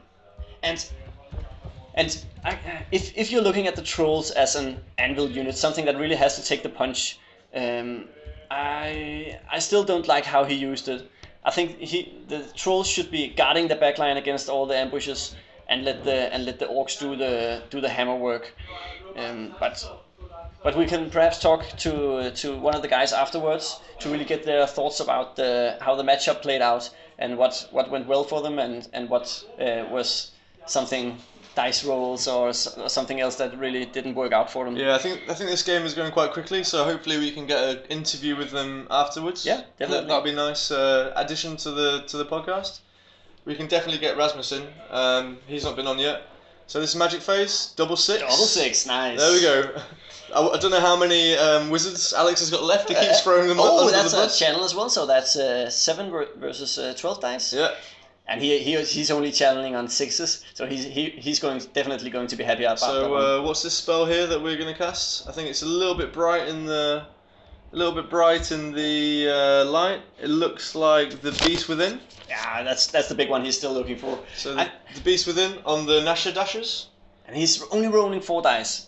I think perhaps he could be extending a little bit, using the 5 dice on it, or wait a bit in his Magic Phase. Start throwing out some of the other stuff to really try to draw out some of your opponent's dice.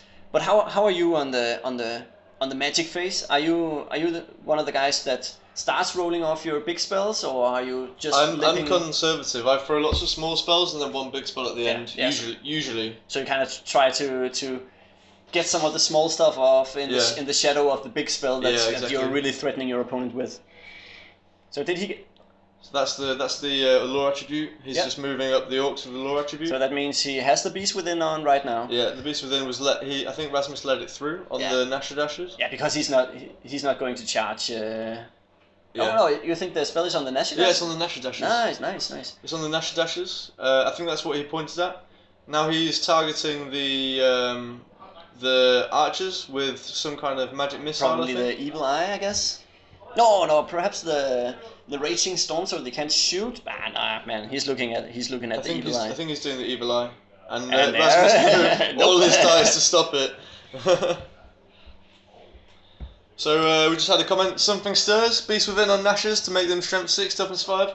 Yeah, exactly. Yeah, he's charged into those swarms and he's trying to push through, kill them all, and then get to the squishy archer bunker behind.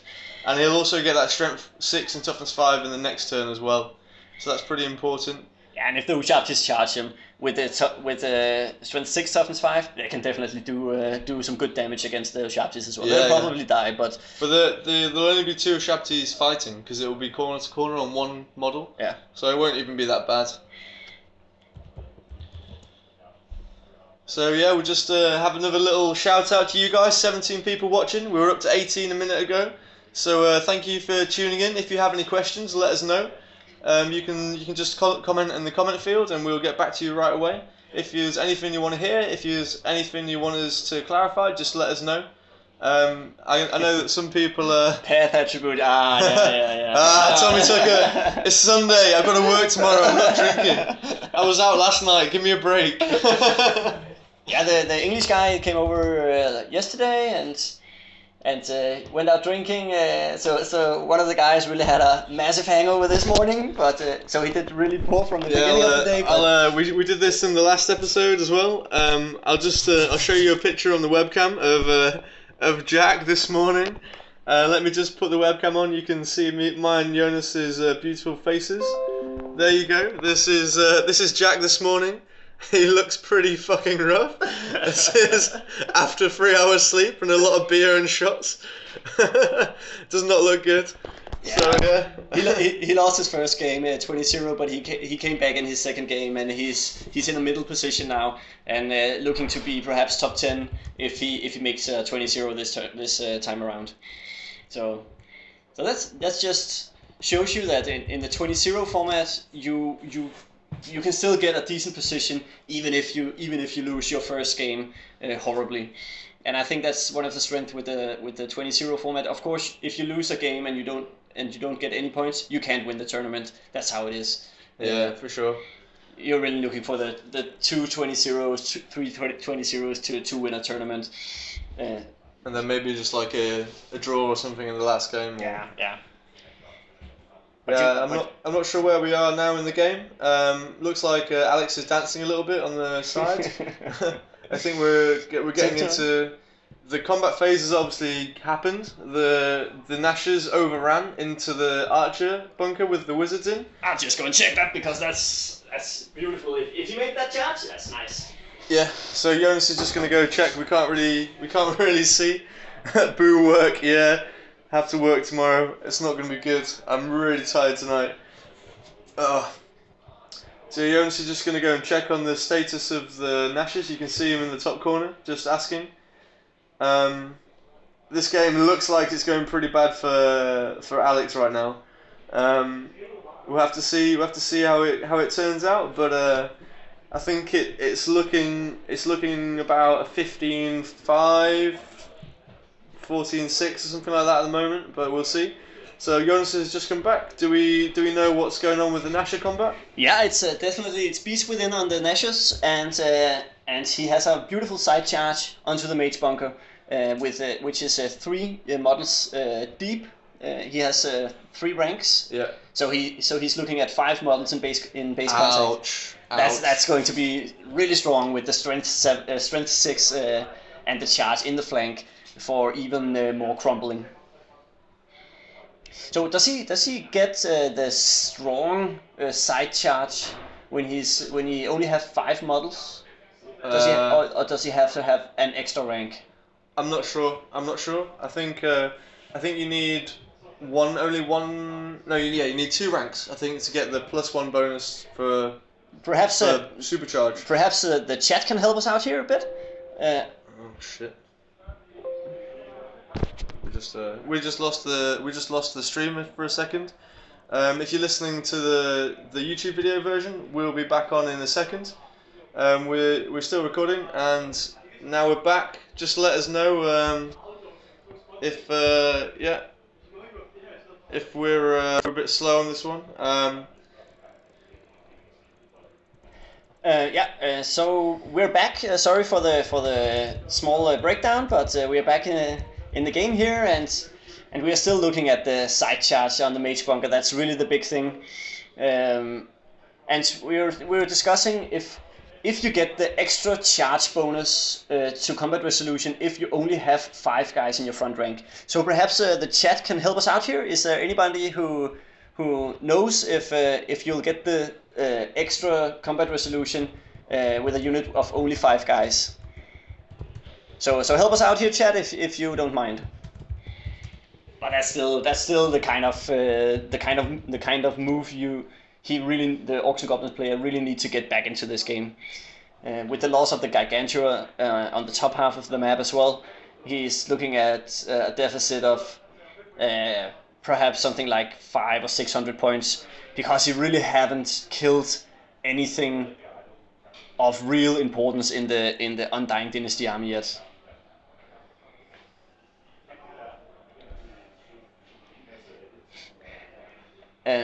Ask about the super flank. Yeah. So what we are discussing is: do you need only a full rank of 5 guys to get the extra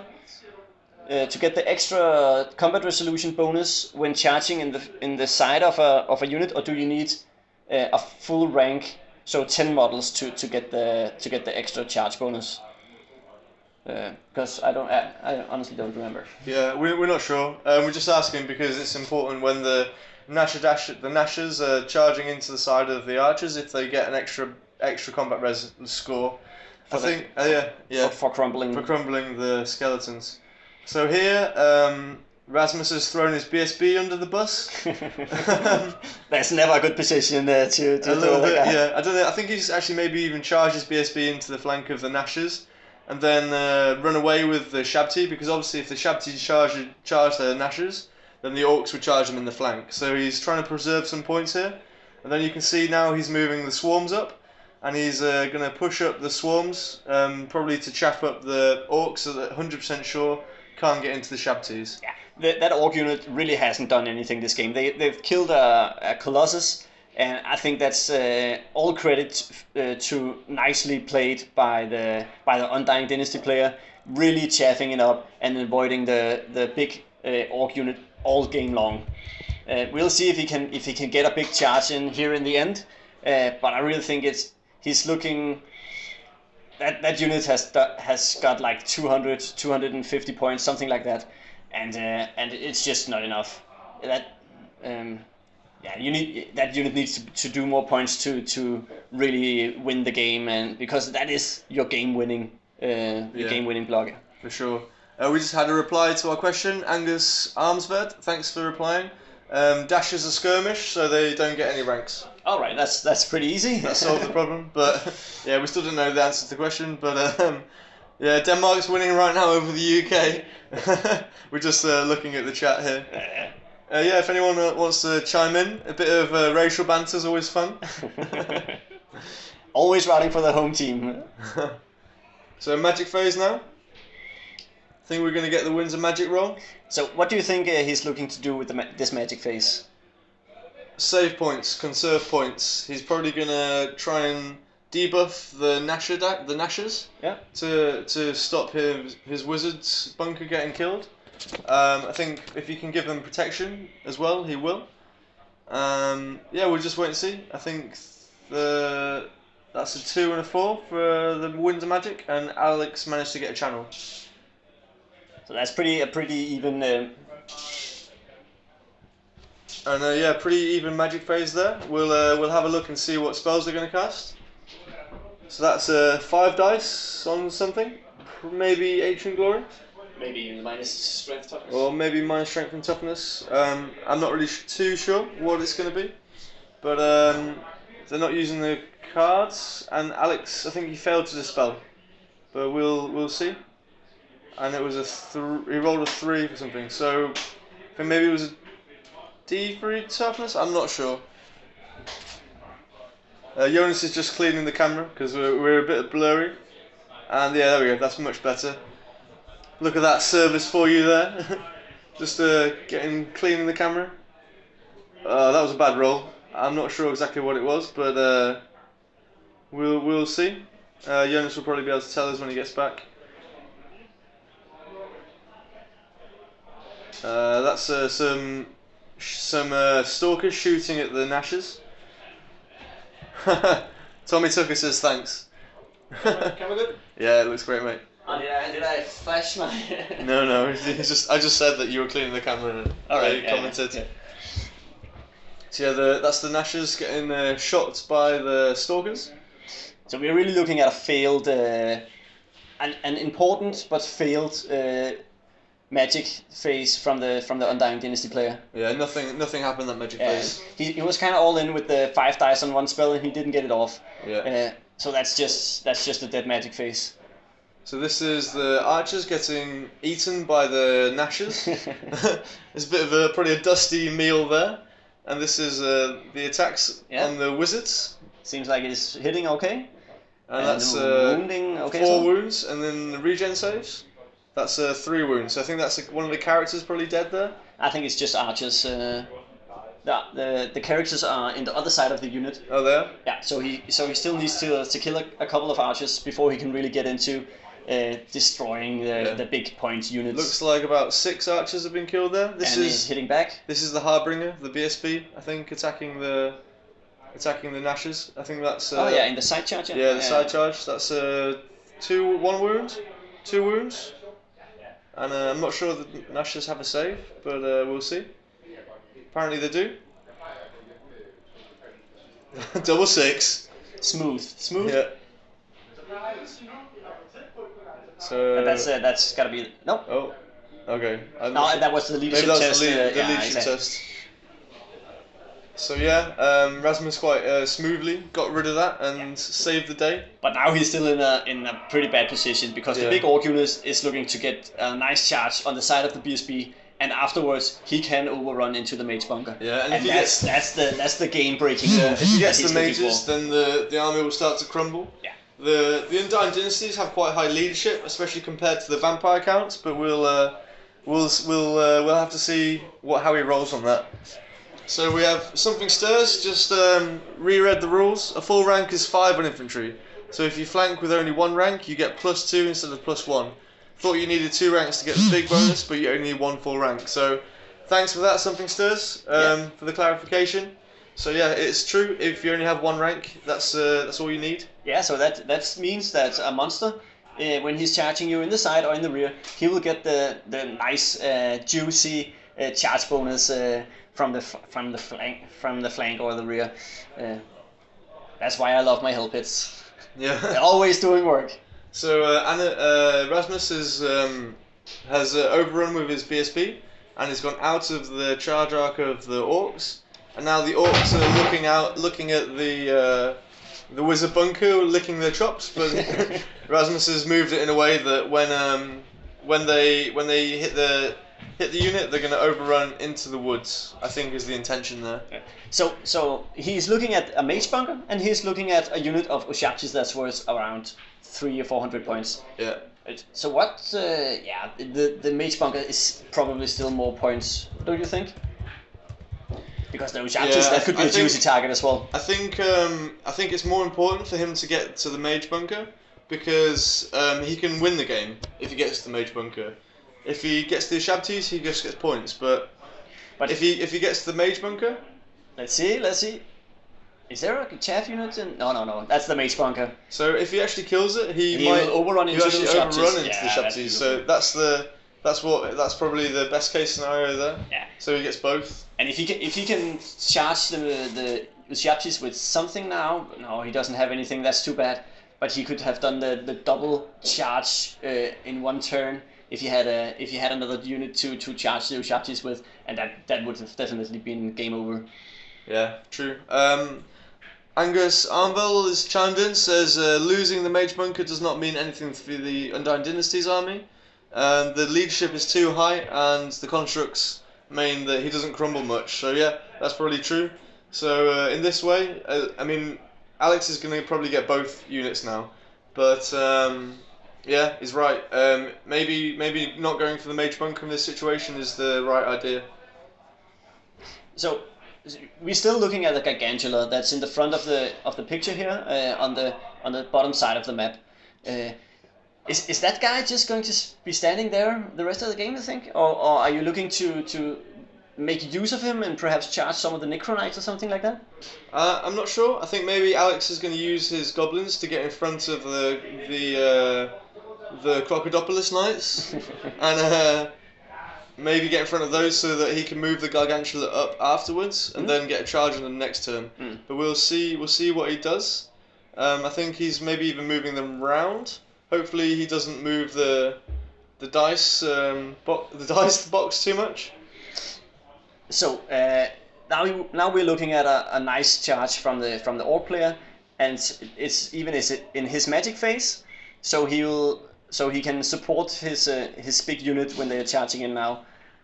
What do you need to have to do as an Undying Dynasty player now that your Mage Bunker is being charged? He's probably going to overrun into the Ushabtis. What are you looking to get out of this game? Because that's a big loss. Yeah, I don't know. Right now Alex is moving on up. Looks like he's probably going to get both of these big units and maybe even the small units at the back of the board that you can't really see. There's a unit of swarms up there and also a unit of stalkers. Over here, what they're doing right now is Alex is manoeuvring so that he can't get charged by both units of Crocodopoulos Knights and the Colossus. So I'm not sure exactly what way he's doing. I think this is magic. So Alex got a 4 and a 1 for the magic, and no channels on either side. So like Jonas said, as a UD player, I really don't know what you do in this situation. I think you conserve points and you try and keep what you've already achieved. Yeah, because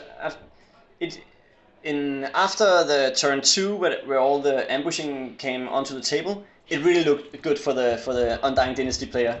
But because the Orc player moved forward and away from the Necro Knights, the Necro Knights hadn't really done anything this game. They've cleared a little bit of chaff on the back line, and they made a couple of 100 points there probably. And that's nice. That's points in the bank. But now you are looking at the center of your army getting demolished by an Orc horde, and that's the win condition for the Orc. The Orc is really playing into his win condition right now, and the Necro Knights, they're just standing in the back, looking at his army getting destroyed. I really think they could have been moved up and used more aggressively, but yeah. I think they've been chapped up a lot. I think with all the small stuff. All the small stuff. I think Alex has done a wound on the.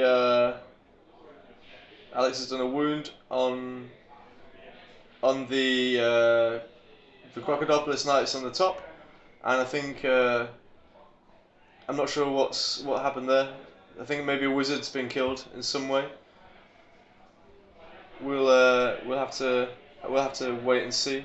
So what would you do? Would you destroy the unit and rely on crumbling to kill the characters, or would you try and hit the characters with most of the guys and risk being stuck on one archer, so you're not overrunning into the I think you get as much combat res as possible in this situation. Yeah, so you just kill the unit, make sure that it's dead, and then just kill the characters off crumbling. Yeah, I think so.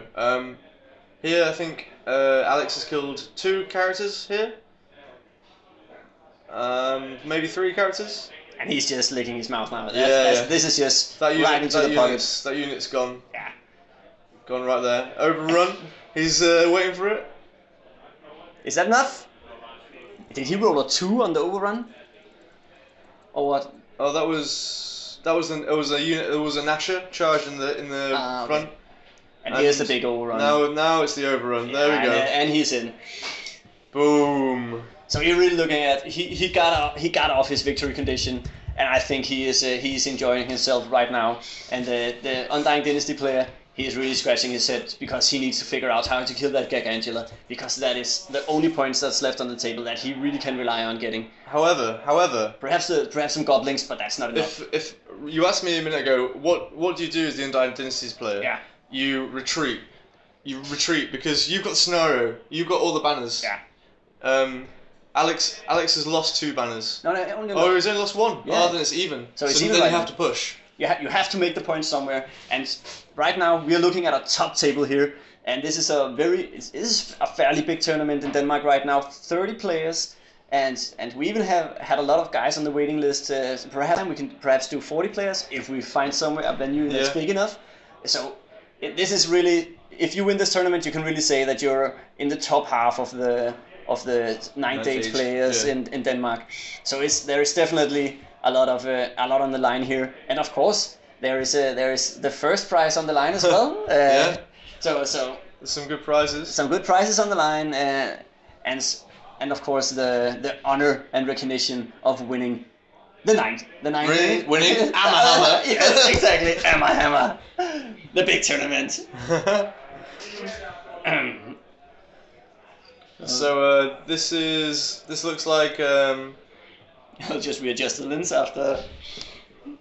Yeah. We're just gonna go check the camera again. I'm not sure. I think it's Rasmus' turn right now, and looks like he's gonna charge both units of cataphracts into the spider. It looks like he's only made one. Yeah, one of them failed charge. Alex is moving it incorrectly. You have to turn the unit and then move it 1 inch, but it's okay. I don't think it makes too much difference. But this is a very interesting moment in the game. I think we talked about this earlier. Will the Crocodopolus Knights be able to take a spider 1-on-1? And I said if they charge, maybe. And if they don't, then I think the spider will win. And that's made it much worse. I think I'll have to send Jonas back in a second. You have to bear with us for the camera. Sorry about that. We'll be with you in 2 seconds. Come on, Jonas, hurry up. He's just looking at the board now. You can see his legs in the background. But it would be really great to get some feedback before we close here. I think we're going to be about another half an hour. So this is the time that perfect. The camera's just come back on. So this will be a really good time to get some feedback from you guys from this live stream. If you'd like us to do it again, please let us know. If you have any comments, I know the sound quality is not probably the best, but please let us know how good it is, because we can't tell. We've tested it, but we can't really tell on the day how good it is, how bad my voice has got. I think I'm going to struggle at work tomorrow. Please let us know. Yeah, 8 wounds, Tommy Tucker. I think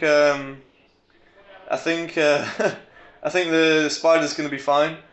I reckon the spider will take the Crocodopolus Knights, but we'll see. The strength 5 on the charge, lots of attacks, although all the magic support's gone. So Tommy Tucker would like us to do this again, but he's a massive fanboy, so we knew that one was coming. Thank you, mate. I hope I'm as clear as a bell. Thanks for the comments, guys. Really, really good. All the others, not so much. Well, I'm sat a little bit closer to the computer than the others, and I talk a bit louder than everyone else, so maybe that's why. You did it, and it was really bad, and then it suddenly went really good, so it's fine. It probably just readjusted. Yeah. So we're getting some good comments. I asked if we could get some feedback. I'm not sure what they're rolling now. Some shooting, I think, or something. A goblin died.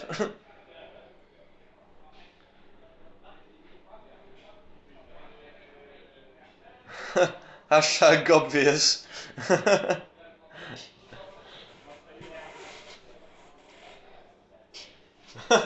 Thanks, Christian. Good to hear. And I'm glad we can fill your vacation fix of Knife Age. Yeah. And really give us some feedback on what you think about this format, and our idea was kind of to give something back to the community, and so everybody had something fun to watch, and we'll try and I think actually it's been okay. Yeah, I think it's been okay. This is our first tournament we've organised as well, so we tried to push the boat out for this one, do something different, and I hope it's been good. So I think we're getting down to the combat phase now. This is the Shabti and Orc combat. I think we know which way this is going to go. I don't think there's only one direction. Did he get off the beast with him? No, I don't think so. Hey Rasmus. Rasmus just came in, and you just what happened in your last game? I played Beastman, so it's I wiped him totally. Okay. not even close. So the groin basher list that we talked about in the first game that was doing really badly, in the first game has won 2 games 20-0. So I think we're on par for continuing the reign of terror. But a funny thing happened that he charged 7 Minotaurs with a distant hand weapon into my flagellants, and both units died entirely. all flagellants dies, all Minotaurs dies. Shit. Big explosion and everybody dies. But I guess that's gonna happen a lot with the flagellants. Yeah. Because they just hit so hard. It's that unit. I hate it. And they take initiative on 0. But let's check out this huge thing happening. Back to the game. The Shabti just got taken off by the Savage Orcs. Take him off. The Feral Orcs took him off. They're overrunning now. I think the important combat that we want to see is the Gargantula against the Crocodilopolis Knights. Thunderflux says this format's great. Would be fun to do an after battle talk with the players too, if they're up for it. We're a bit time constrained on the venue. We need to be out of here by 10 o'clock Danish time. We'll try and do an interview with Alex quickly and maybe Rasmus. Oh, that 1-1-2. Oh, the Spiders just went to town on the Crocodilopolis Knights. Oh my god. I really don't think that's 4 wounds. Is that? Would you have taken that charge? I don't. Yeah. Well, both units, both Crocodilopolis Knights charged. Only one made it. Oh, that's rough. Yeah. So this is the attacks back. And he needs to get stuff done. Yeah. Oh, he got 2 6s. It's a 6 armor save. Oh, there we go. Like a boss. Alex rolling like a boss. 1 wound. And this is the snakes. I think that's a couple of poisons there or something. Or rolling to wounds. Oh, another 2 wounds. Oh, it's getting tense. I think the spider's down to. Is it? 5. It's got 5 wounds. It's got 3 left. I think this is maybe the spider or the goblins. Oh, that didn't look very good. 2 wounds. I'm not sure. Let's see.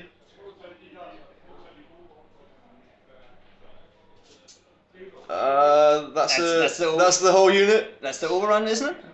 Yeah, I think that was the leadership test and the overrun. Oh, so is that a Gargantua gone? Wait. What just happened? The Gargantua got killed, and the goblins are running away. Oh my god! Everything is up in the air. That's another big swing for Rasmus. Yeah, but he just lost a lot of points on the top side of the map, and that big unit of orcs is still looking bloodthirsty, and he still actually have the 2 goblins that charged into the mage bunker earlier. The 2 what's they called the Nashes. The Nashes. He still has the 2 Nashes, and they are looking at that BSB and kind of licking their mouths. So yeah, we'll see. I still think that. Oh. I think that's game. Did they just shake hands? They just shake hands. So that's the game, guys. Maybe Jonas, you can quickly go find out what the score is. Yep. And I'll stay on the line. I'll just answer the questions that we've had since you've asked. I'm just going to scroll up a little bit here. 2 seconds. So that's the game over. That's the end of turn 6. Are we streaming from the site? Are we not there? How can you hear what they're casting? Well, what we're doing is we're streaming from a back room. We have a big long cable. We're using big magic cards that I wrote out when they're casting spells. It's not really working very well, but you can see them moving them around now. So we can't actually hear them, but we also didn't want to be in the room when they're playing because we didn't want to put them off by discussing things about what's going on in the game. So this was the best solution that we could come up with. But if you have any suggestions, we'd be really happy to hear them. Any way that we can improve the experience for next time would be good to hear. Some other questions.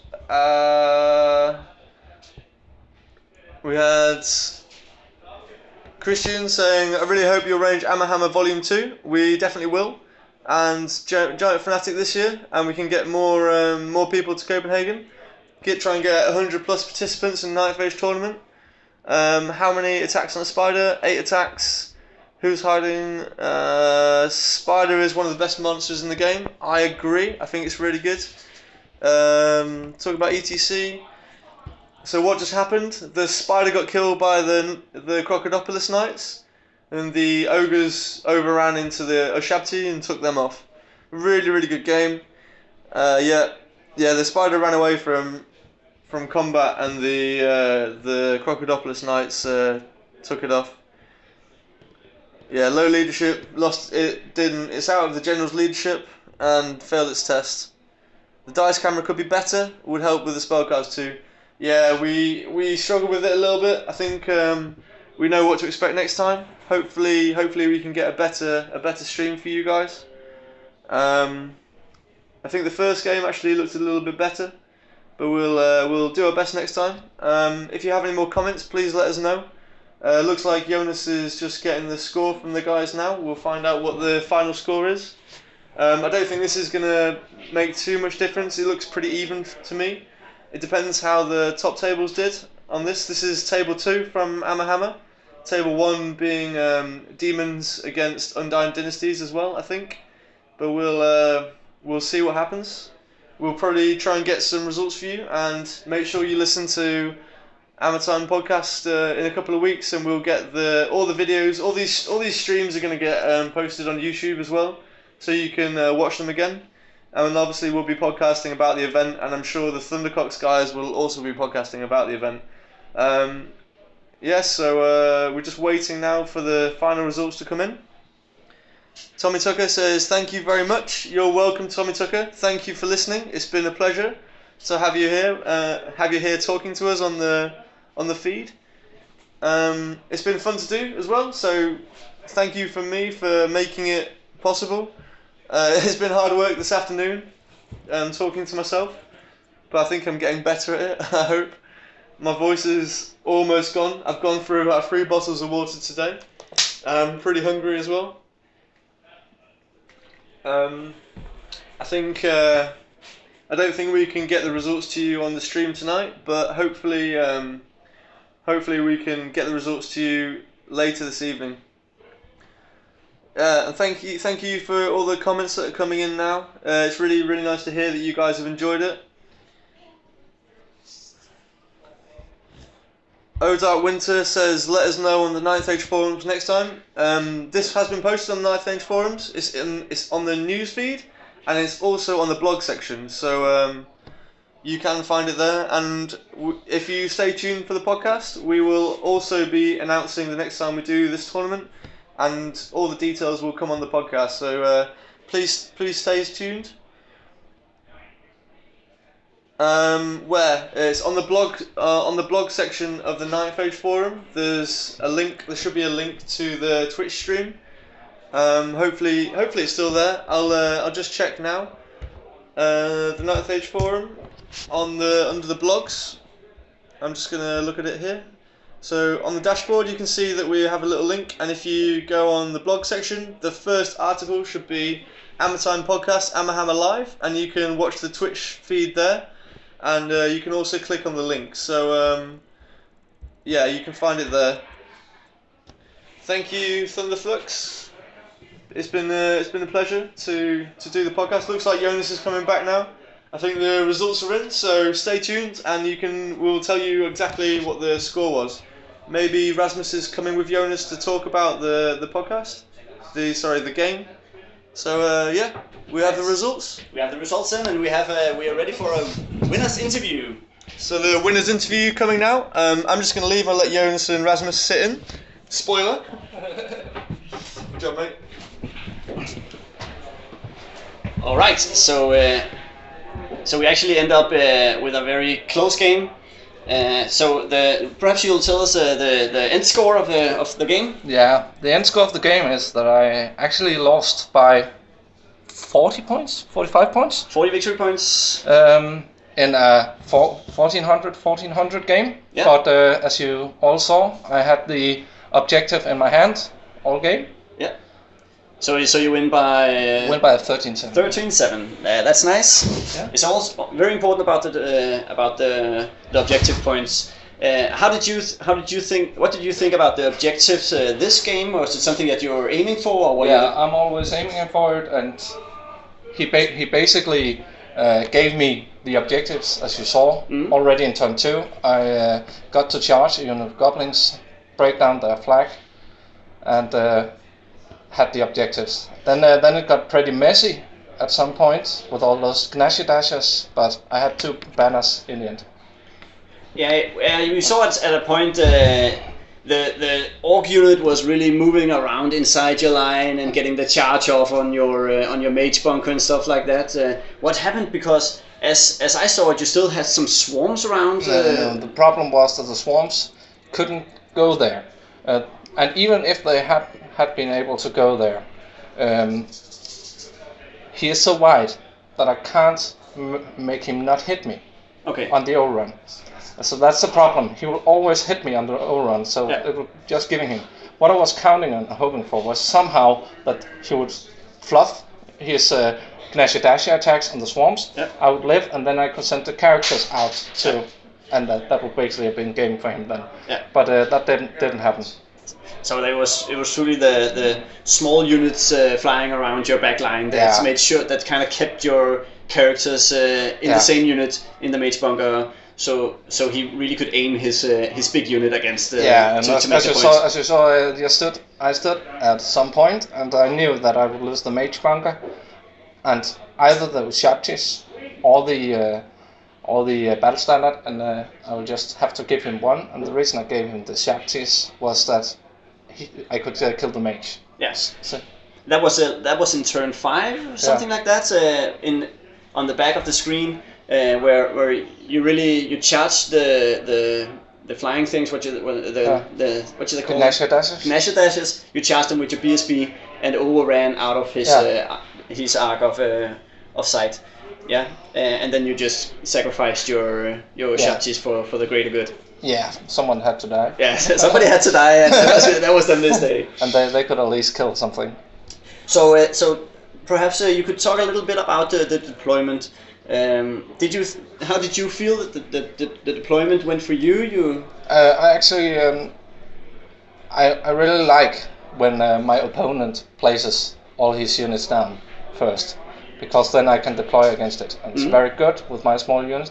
What happened here was that after the first deployment, I could see where his characters would go, and my first turn is actually just the giants trying to get wounds on the wizards, and then just waiting. So you were death sniping the wizards of and your opponent's another reason it was very good for me to have first turn here was actually that I had the shifting sands, which as we saw in turn 1, he didn't dispel it, he couldn't move forward. So that really gave you another turn of getting your ambushes up behind your opponent. And as you can see, the ambushes ended up. And the ambushes came in turn 2. Yeah, most of them. But wouldn't. The only ones that I need that early is actually the Stalkers, just to start ping away on the Ragnarok. Just need to roll the 6s. At some point it will die. And it did. Yeah, it did, especially the one in the top of the map. You took it out by shooting mostly? Yeah, took it out with the Stalkers 3 turns. Nice. The Stalkers were on fire in this game. Yeah, they did well against me as well, I think. Yeah, but they didn't do that well against you. Yeah, but they did decently. Killed off some good and small stuff. So you got a match up.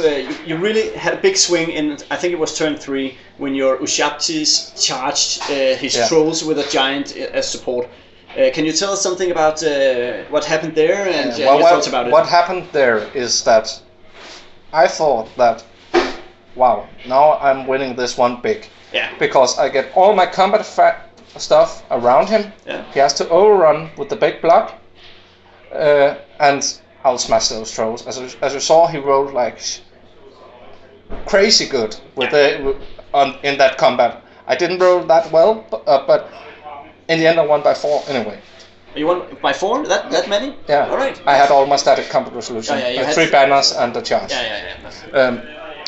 So, but I knew that the game wasn't over because the giant failed the charge, and that meant that I would lose a giant, but I couldn't. As you saw, I needed him later just to put in front of the unit. Yeah. So, So basically, at that point, I lost my Shaptis as well. Yeah. But it really but when we looked at it from here, it really looked good for you because you charged your Ushaptis through his line onto the backside of the orc unit. And what we were focused a lot about on the podcast here about the matchup between the orcs and the Ushaptis, because our thoughts was if he could get his unit of orcs into close combat with your Ushaptis, that would be a huge point swing. So from where I am standing, that was the victory condition I was looking at for the orc players. I agree. And you agree with that one? Yeah. And what did you identify as your victory condition in this game? Well, the victory condition in this game, most of it actually came. Go down, hunt the goblins, get the objective. Make sure that even though he wants to, he can't really turn the trolls around because I have a flaming banner, so I just run through him. So you have either push forward or backwards. Yeah. And then, of course, get him to move the trolls in front of me. Yeah. And also, early wounds on the Ragnaroks are very important. That's key. Because, as you saw, on a normal charge, my knights will do 3 wounds. Yeah. And if they're already down, then, so that was the keys. And of course, just don't fight the orcs unless you have to. Yeah. If I can get the flank charge on them, the first turn, the frenzy, I did it against your monks earlier, then I can charge them in the flank. Yeah. I can take away the +1 strength. Yeah. I can take away the frenzy, so they are not that tough to fight then. The problem for me with that block is they have spears. Yeah, that's and strength 5 spears. Yeah, but the spears, the problem is that the battle standard just dies. Lethal slashed. Okay. Even though we reroll to wounds, he will just some 6s and he will die. He had no save, no regeneration against it. And he's gone. He's gone. Yeah. So I can't really use him against it. Yeah. So how did you think this game went for you? Like in an overall perspective, did you play into your win conditions, and did you get to deny him his win conditions? Yeah, I think I played into it. The only problem was the double 1 giant, and that meant that I had to give him a lot of points in the end. As you saw, the problem with the list is that I charge the Ushaptis through. But I leave the bunker behind. Yeah. So that's definitely, then your bunker is basically dead. Yeah, they were dead. But again, when they died, it's 250. Alex was just like, oh, you don't crumble. Well, I have to roll a 10 on all units at least to crumble. Yeah. And I actually rolled a 12 so, on the right unit on the stalkers, but this army doesn't crumble. Yeah, because it's a construct army and you have your BSB as well. So actually I lost 300 points on this mage bunker, so it wasn't that bad, and 300 points on the Ushaptis, okay. But what I could have done was that just when they broke free, the Ushaptis just have kept running. Yeah. Just keep running, take the points off the back line, and just let that big orc unit eat some chaff. Yeah, I should have done that, but I think I underestimated the Gnashers a little bit. Yeah, especially one turn he got the beast within off on the Gnashers, so they had strength 6, toughness 5. No, toughness 4. But the reason I did let him do that is because it doesn't really matter in combat with the swarms. Okay. And I lose if he charges. And I lose. He only hits the swarms on a 5 or on a 4, and then might only do 4 wounds or something like that.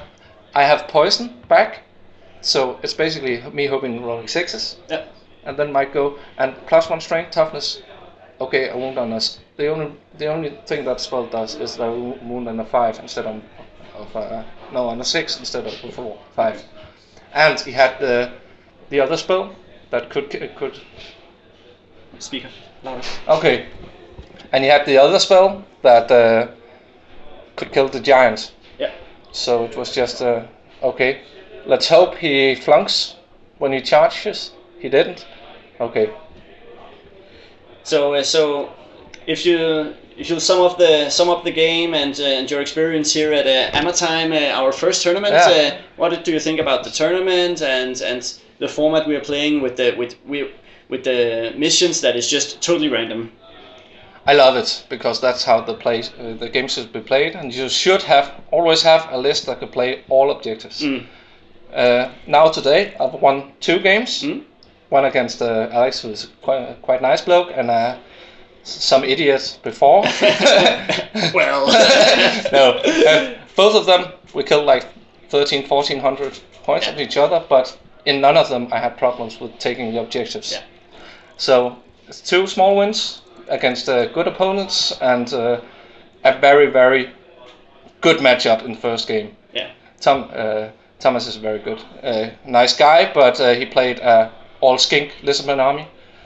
And it just didn't work against you. No, I turn 2 stalkers up, kill all the monsters. Yeah. Rest just runs over it. Well, thank you very much for joining us at the podcast. I would just have to say, yeah. Lovely tournament. I love it. Thank you very much. Do you have anything else you want to add? A shout out to anybody you know on the podcast, or that you know you? Shout out. I hope we see some of you at the ETC. I don't know if you have mentioned it, but the ETC warm up, yeah. Yeah, and the ETC Greece. I'm in the Danish team. Yeah. Probably playing something like this Dynasties list. Yeah. It's been good testing against Skaven and Orcs, which we actually thought was some of the bad matchups for it. So, because they can be overbullied. Yeah. So see you at the warm-up and the ETC Greece. Yeah. Thank you very much for joining us today, and congratulations on your win. Sadly enough, you didn't win the tournament though. We have the demon player that was ahead after the second game. Just won the tournament 5 minutes ago, and we'll have him for a winner's interview in a couple of minutes. I'll just go and get him, and we'll hear some of his thoughts about why he won this tournament. But we'll be right back after this short break. Yeah. Let's just wrap up. Should we just wrap up? Did you say who won? Yeah, that's it. So we're gonna wrap it up now. The guy who won, he's just gone for some food. Yeah. So we're not gonna have time to do a winner's interview, but maybe we'll do one on the podcast. So stay tuned for that. I hope you've enjoyed listening, and thank you very much for all the support. You want to say something, Jonas? I can see Alex dancing in the stream. Yeah, just say it's been a pleasure having this tournament, and it's really cool to have international players joining us. I really hope that we can redo this format, and please give us any kind of feedback, both on the streaming part and on the tournament part. Could be really nice because this is something that we are definitely looking at expanding at a later point in time, perhaps with a little better equipment next time around. But we have limited funds, so it's something that we're going to build along the way. Yeah. So thank you for listening, and all 3 games will be up on YouTube in the next couple of weeks, so you'll be able to follow our tournament from there. I hope you've had an interesting experience watching the live stream, and keep listening to the show. Yeah,